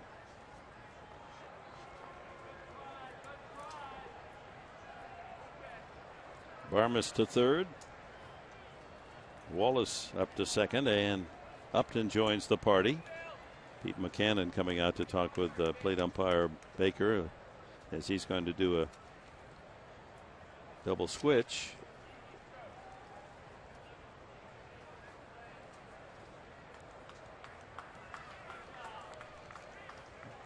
And we see a new Philly pitcher when we come back.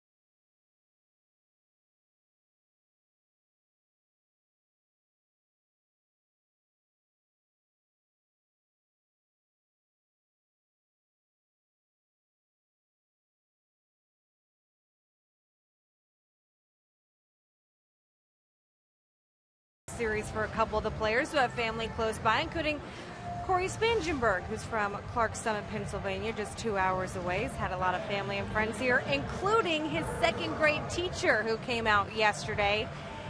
And she gave him a picture of Corey when he was in second grade, and he signed it, so that'll go up on her refrigerator. So that's a fun moment. Yeah, that's very nice. Teachers are such an important part of our life. They never go away. The ones that taught us well are honored every day of our lives. I agree. Jan Solarte, for a moment, thought he was going to bat right-handed, but with a reliever Justin DeFreitas coming in here with no one out, bases loaded, he'll hit left-handed. There's a Spangenberg jersey out on the stands. I like it. 1 for 4, the home run for Solarte. Infield in.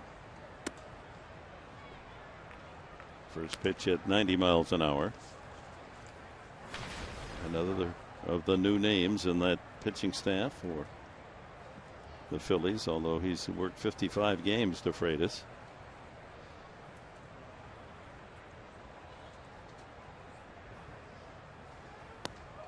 Goes around 1-1. Fastball, slider, and changeup for Justin DeFreitas. Opposing hitters batting .300 against him.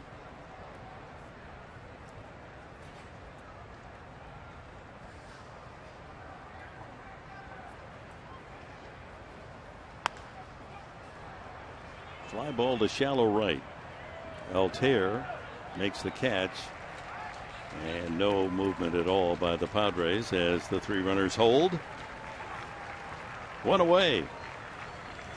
As promised earlier in the game, we have selected the Data Strong fan photo of the game. Tweet your strongest fan photo to hashtag #SDDataStrongFan for a chance to be featured in an upcoming broadcast brought to you by T-Mobile. Willie P. Hubba hubba. What up, Willie P?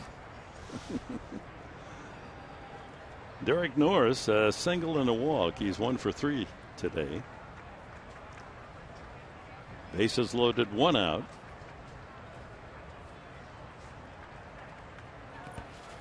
That gets away, but no advance.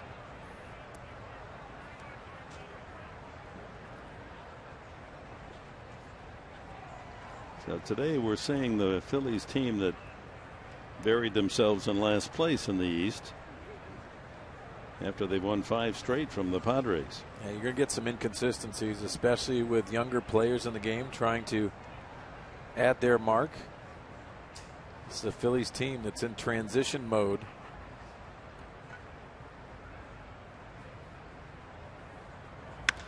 Ground ball into left field, a base hit. Here comes another run. Barmes checks in. Everyone moves up 90. It's 8-1. Norris with his 55th RBI of the year. 3 runs scoring here in the 8th. Here's the 8th man to bat, Matt Kemp. Well, the second hit for Derek Norris today. It's had to feel real good. His last at bat striking out, but also 2-hit day as Clint Barmes gets some high fives in the dugout after his pinch hit. So everyone in the lineup, including the pitcher, with a base hit except for the 9th spot in the order. Jankowski and Melvin Upton hitting for him walked. Kemp got the Padres started well with a 2-run homer back in the first inning. His only hit today. And he now sits at 80, runs batted in, a chance to add on here.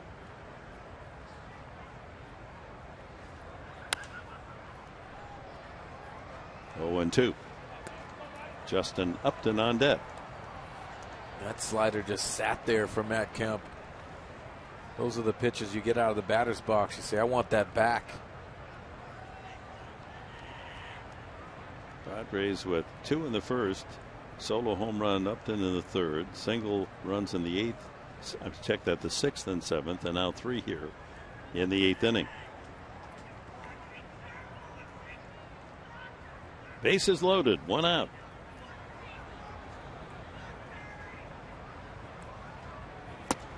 He struck him out.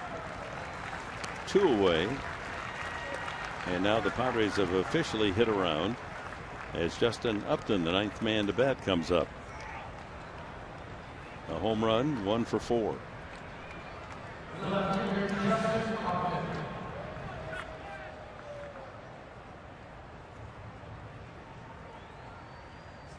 Now 4 grand slams for Justin Upton in his career. 3 for 6 in those situations with a home run this year.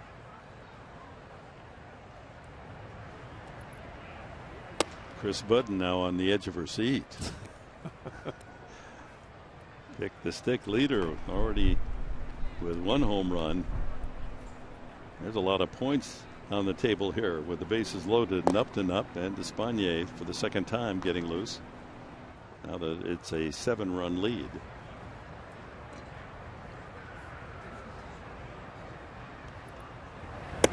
Hmm.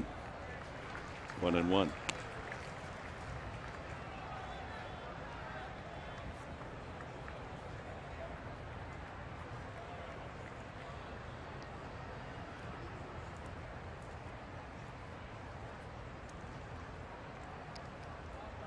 Five hits in the inning, 3 runs, all the hit singles.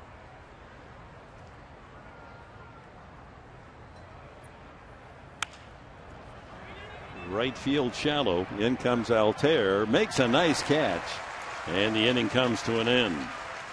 Padres get 3 runs on 5 hits. Middle of the 8th. San Diego with a 8-1 advantage.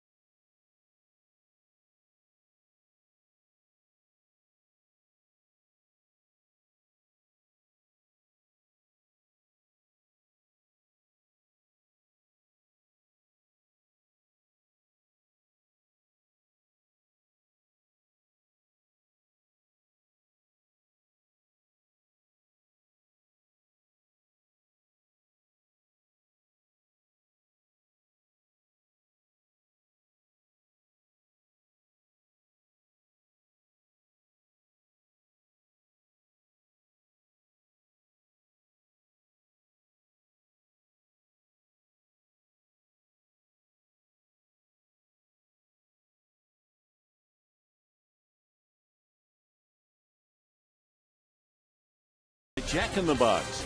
For a limited time, try the new Portobello Mushroom Buttery Jack with melted garlic herb butter. And by Petco. What we feed them matters. With Mark Sweeney. Mark Randall return to action tomorrow night at Petco.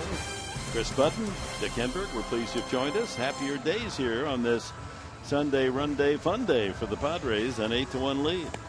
A nice breakout for the Padres offense, and they needed that going back home in an 11-game homestand, which I'm excited about. Texas Rangers in town.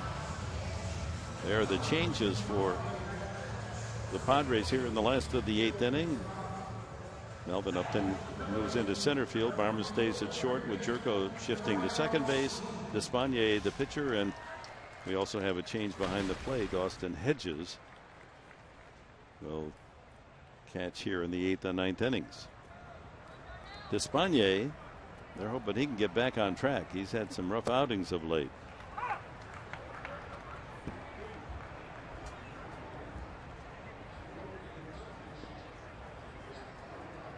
Gave up the 3-run home run to Rupp on Friday night. 1-1. His ERA now has ballooned up to 5.12.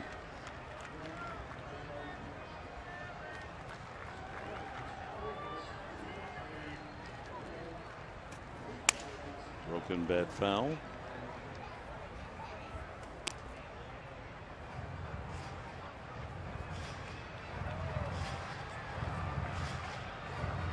It looks like Darnell Sweeney's just trying to get feeling back in his hands. That got in his kitchen.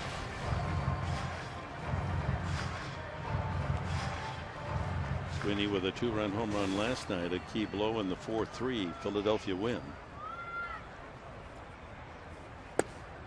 Strike 3 call. Sweeney came over from the Dodgers in the Chase Utley deal. Well, our closed captioning from Philadelphia today presented by Wiener Schnitzel.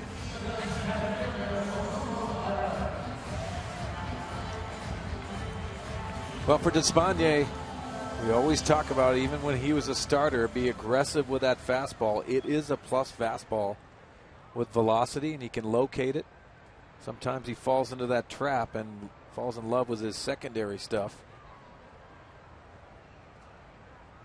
Odubel against Odrisamer, and there's a changeup for a strike. Herrera 3 for 3 against Shields. Not that he doesn't have good secondary stuff, but you have to be aggressive to set that up with his fastball. Gotta like the way Herrera's collected his 3 hits. His first hit was a ground single to center, then he lined a low single to left field, and then he grounded one sharply through the hole on the right side. So he's used the entire diamond to go 3 for 3, all against Shields. Now Larry Boa praises this young man, the enthusiasm he has for the game, the passion for the game. Just 23. He said he showed that day one from spring training. When you get an opportunity, this Larry Boa, get an opportunity to make a roster. You play that well in spring training, you're going to get opportunities, but he's continued that success throughout the year and played a nice center field as well. With 3 hits today, raising his average up to 294.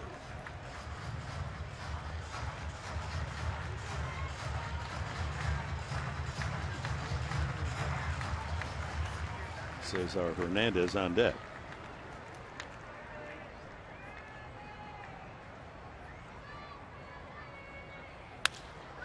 Lined another base hit. Cutting it off in the gap is Melvin Upton. A 4 for 4 afternoon. Nothing cheap about any of those base hits for Herrera.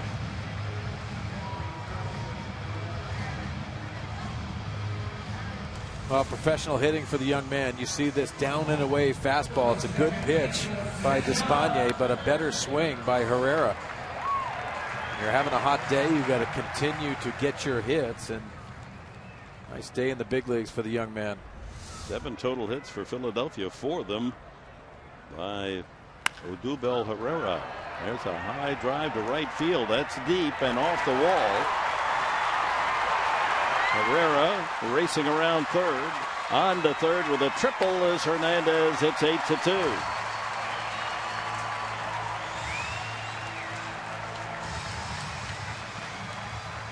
So the H factor at the top of the Philadelphia lineup delivering. Well, this ball is hit and launched off the right center wall. Justin Upton playing in the left center and not hustling over to get that ball. It ricochets towards center field. Matt Kemp throws that into Clint Barmas. Hernandez with his 30th RBI. And here's Aaron Altair. He has struck out twice and lined to center. It's the 4th triple of the season for Cesar Hernandez.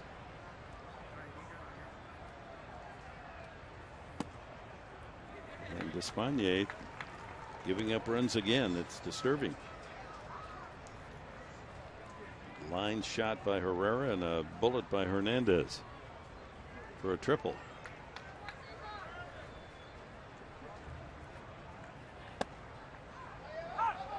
There's that fastball at 95. He's got the 95-mile-an-hour fastball. The velocity is there, the location. But you see the last 3 outings, and this is disturbing, giving up runs. They're evaluating how he can handle pitching out of the bullpen. He started that this year, and then he went to as a starter, but the inconsistencies is going to be a worry if you're the San Diego Padres. 5 runs the last 2 games, and now he's given up another here in the 8th, and a man at third with 1 out. He falls behind Altair, 3-1. Ryan Howard on deck.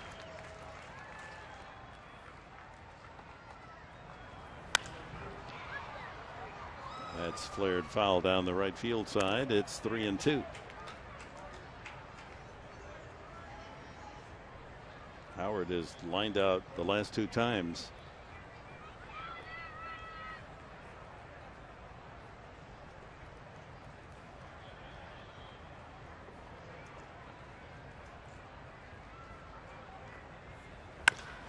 Up the middle, another base hit, another run. Hernandez scores. It's 8-3. 8th RBI of the season for young Altair.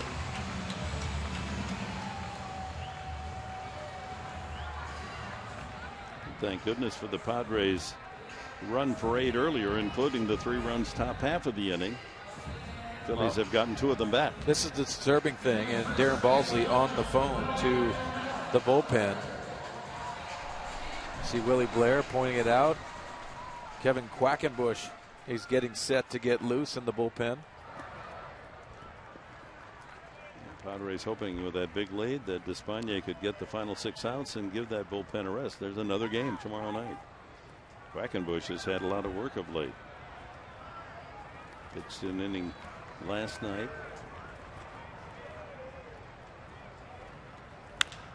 Ground ball up the middle. Could be 2. There's 1. Back to first. Double play. With a shift on. An unusual combination for the Padres. You can put it in the book, 4-6-3. And the Phillies get only 2.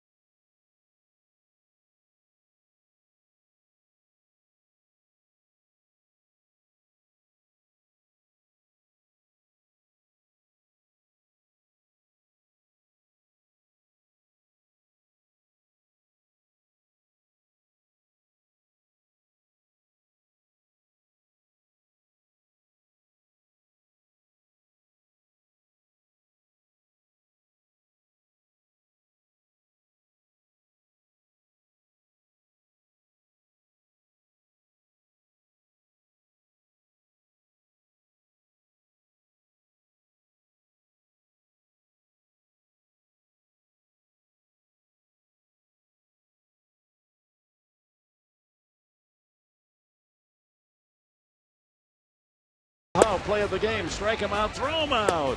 Howard takes strike 3, and a great throw by Derek Norris nails Herrera at third base as they try the double steal. Our Bill Howe play of the game. Nice tag on the back end by Yangervis Solarte, but the gun by Derek Norris, the difference maker. 35 caught stealing this year by Derek Norris, leading the majors. 8-3.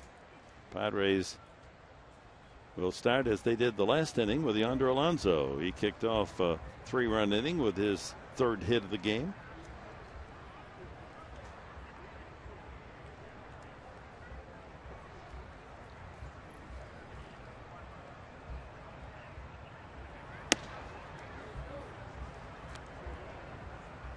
On deck hitter Alexi Amarista.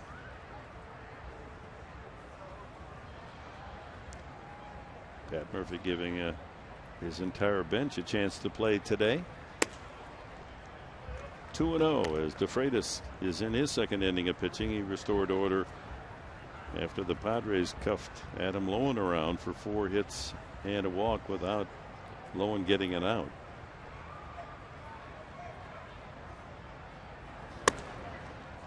Three and 0.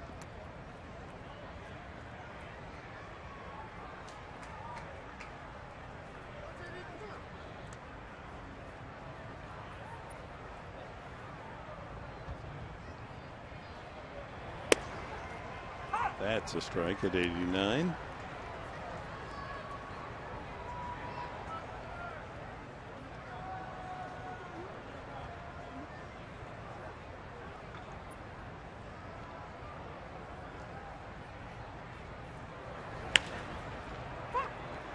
Soft fly ball into right field, and Altair takes care of it for the first out.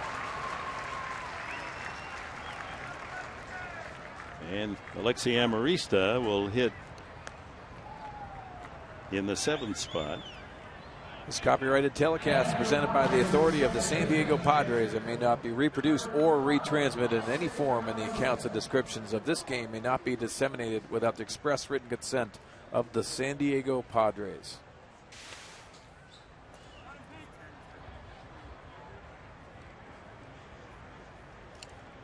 Amarista batting for Jerko.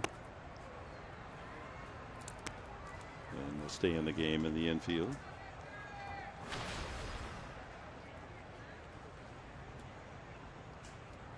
Jerko with a couple of hits today, 2 for 4.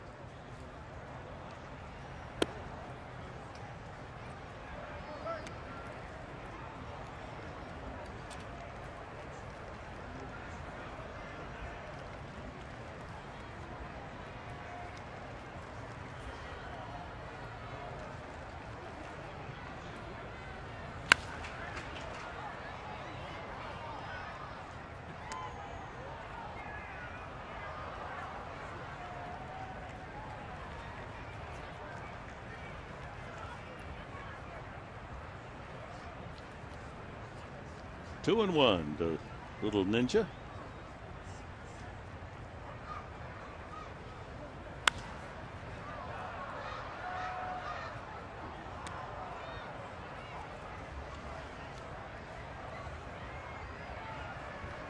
Had a pinch hit single last night. Padres lost 4-3, but he and Alonso with a couple of hits in the 8th inning gave the Padres a chance to perhaps come back and win that one. Chase is there, or did he get a piece? Just a little piece of it.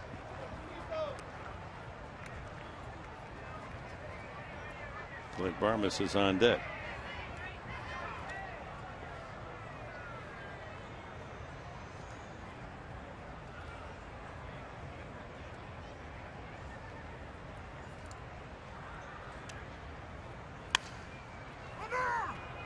Howard with the toss to DeFreitas, 2 away.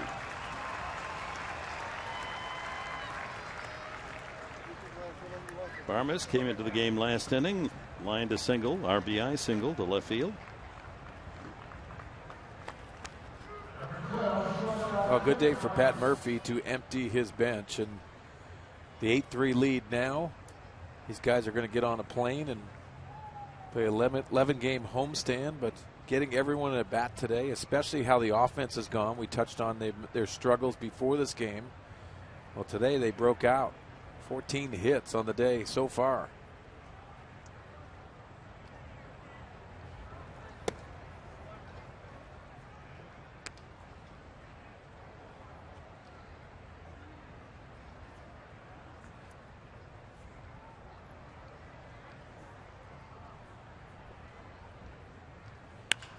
Lined into the left field corner. That's going to play. And Barmas on his way to second. 2 for 2 today. Ringing double to left for Clint. 15 hits for the Padres. Barmas with 2, Jerko with 2, Alonso with 3, Derek Norris with 2. Let's take a look at this 12th double. Getting his foot down early, and he's a little bit out in front, but keeps that barrel through the baseball. And for Clint Barmas to come to the field knowing he's not in the starting lineup and come out 2 for 2. It's a nice day in the big leagues. Austin Hedges batting in the 8th spot, gets his first time to swing. An aggressive style for Austin Hedges. Touched on it earlier in this road trip, how he's shortened his swing in an aggressive style, which comes into play. You know, Mark Kotze, Alonzo Powell, the hitting coaches here want him to stay aggressive, not get that feel swing and feel approach. The numbers will come. 1 ball and 1 strike for the 22-year-old Hedges, his 96th at bat of the year. 2 outs, the double by Barmas. There's Mark Kotze. And Austin Hedges got the start against Gio Gonzalez when Tyson Ross threw. 2 for 4 night. 2 hard singles. You know, Mark Kotze understands the process of what you have to go through, and trying to change your swing during the season can at times be very difficult, can be mentally challenging more than physically. But they've been very happy with Austin Hedges' progression, even without a lot of at-bats at the big league level. He'll probably be in the starting lineup tomorrow night with Tyson Ross on the mound. They've become a partnership. And they've worked well together. And listen, Austin Hedges is going to have a very important offseason because he didn't get playing time this year in the minor leagues because they needed him up here in the big leagues. And he showed well, especially behind the plate. But you constantly hear the encouragement from the dugout. And that's Mark Kotze trying to encourage him to understand that process. Go out there and attack swings. And try to be blind to the offensive numbers. There's Tyson Ross getting the start tomorrow. Ian Kennedy to his right. Kennedy will pitch on Wednesday night. Ross tomorrow, Cashner Tuesday, and Kennedy Wednesday. And again, the Rangers have their big guns ready. Colby Lewis, 14-game winner, will pitch tomorrow night. Giovanni Gallardo, 11 wins on the year, Tuesday, and then Cole Hamels on Wednesday. All games at 6:30 here on Fox Sports San Diego.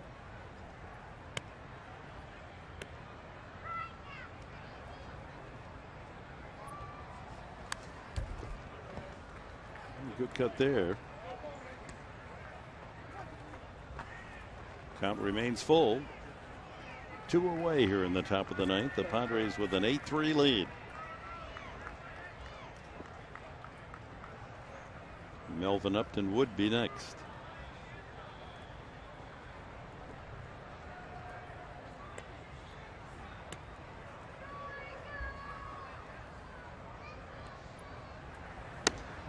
Yeah, that's a good at bat. He worked hard and gets a walk. So 2 on, 2 out to Melvin Upton. And that's a good progression for Austin Hedges, competing in the batter's box. You'll hear me say that a lot. And he has done that of late. And it's very encouraging to see his progression at the big league level, especially offensively with the spotty playing time. Upton entered the game as a pinch hitter and walked in the last inning.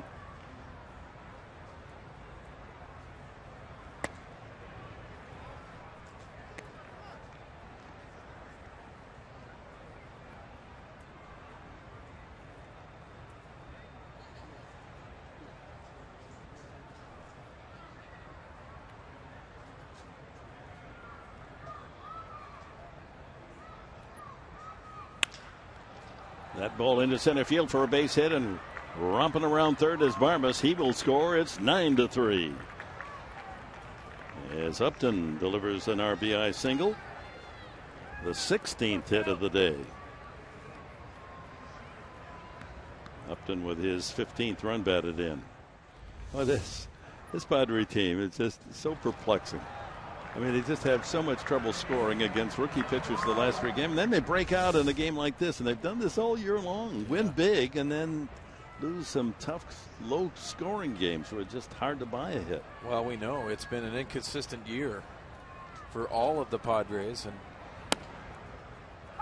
always got to keep in perspective that I've never seen somebody try to fail out there, but it has been a perplexing year at times. You see the talent level, you hope for that consistency, but today this has to feel good. 16 hits on the day today.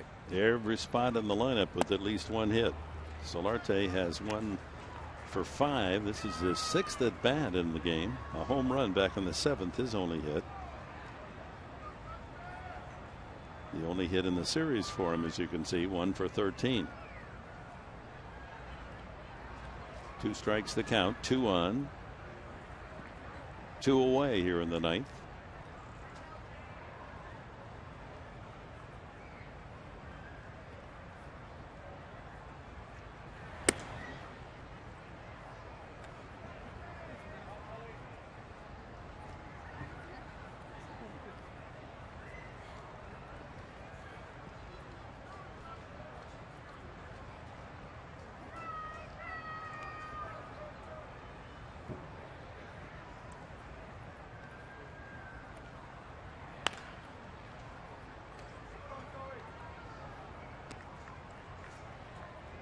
That young ball girl's been busy throughout this series. Yeah, she's playing the ricochet nicely today.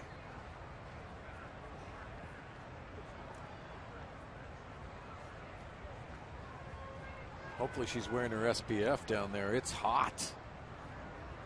She's right in the middle of the sun. Fly to left center, and Herrera has a beat on it. And so does the left fielder, Ashe, and he takes it away from Herrera. That was close to a head-on collision. So the Padres settled for a run on a couple of hits in the 9th. It's a 9-3 game. I guess the center fielder did catch it.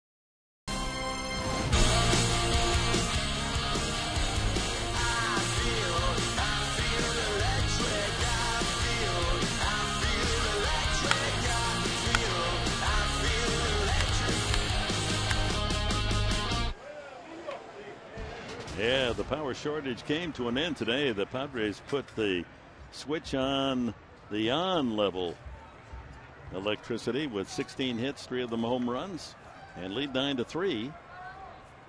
Bottom of the 9th, though, Driessemer Despagne trying to get the final 3 outs. He gave up a couple of runs in the 8th. Blanco, Ashe, and Rupp scheduled for the Phillies. James Shields knocking in a run himself. as he went 7 innings, 1 run, 6 hits, struck out 8.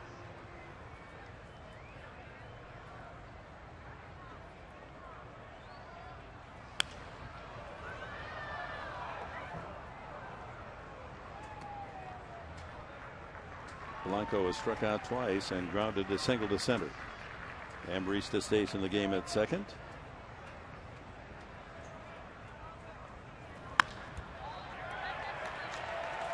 Line drive into the alley in right center field, all the way to the 398 sign. And Blanco hesitated at second, and now he'll hustle to third with a triple.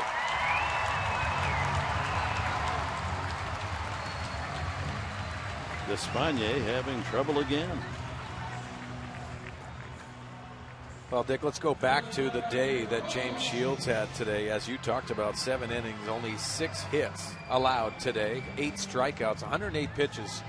And that's pretty important after the 121 pitch performance in Washington. That's 17 of 29 starts where he's pitched over 100 pitches. And this guy is the workhorse. They needed an outing today, and he gave it to him.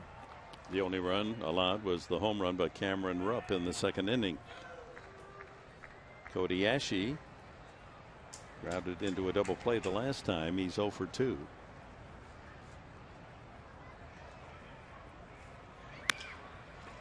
Run will score as Amarista takes care of the ground ball off Ashe's bat. It's 9-4.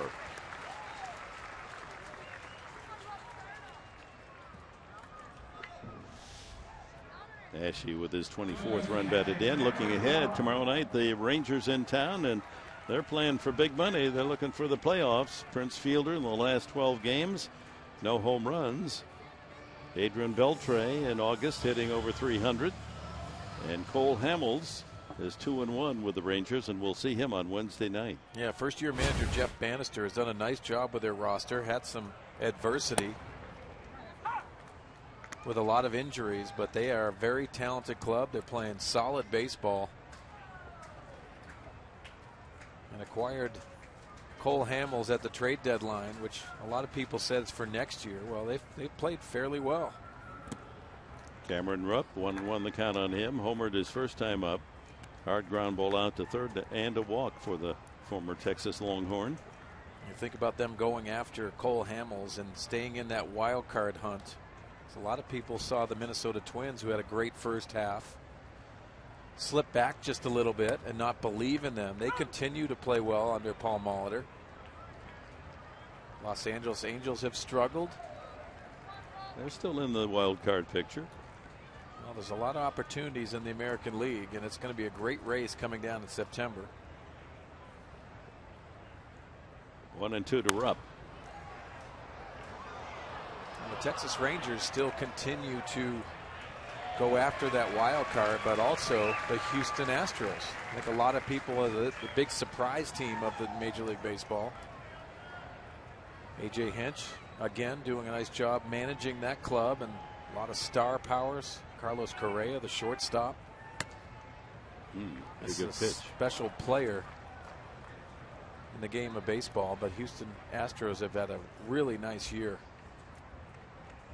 You gotta love that little second baseman too, Jose Altuve. 2-2. Cameron Rupp got him swinging, and the Phils are down to their final out. Well, let's take a look at the playoff picture in the American League. Toronto has a 2-game lead over the Yankees in the East. In the Central, Kansas City running away. But in the West, Houston with just a 4-game lead in front of Texas, 7 ahead of the Angels and the wild card. Currently, it would be the Yankees and Rangers playing for the wild card, but Minnesota just a game and a half back. The Angels are only 3 out and Tampa Bay 4. Yeah, pressure-packed situations for a lot of those teams trying to get into that one-game playoff. And as you know, the San Francisco Giants were in that scenario last year and go on to win a world championship behind Madison Bumgarner. Yeah, all the way from 1-game wild card win to the World Series rings. Here's Dominic Brown pinch hitting. And it's 0-2. .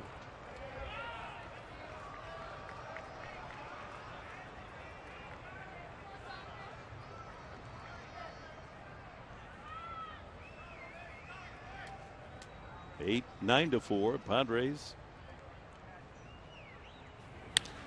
And into the shift. To Amarista. The ball game is over. The Padres salvage the final game of this 3-game series with a 16-hit explosion. Final, Padres 9 and the Phillies 4. Here's Mike Pomerantz.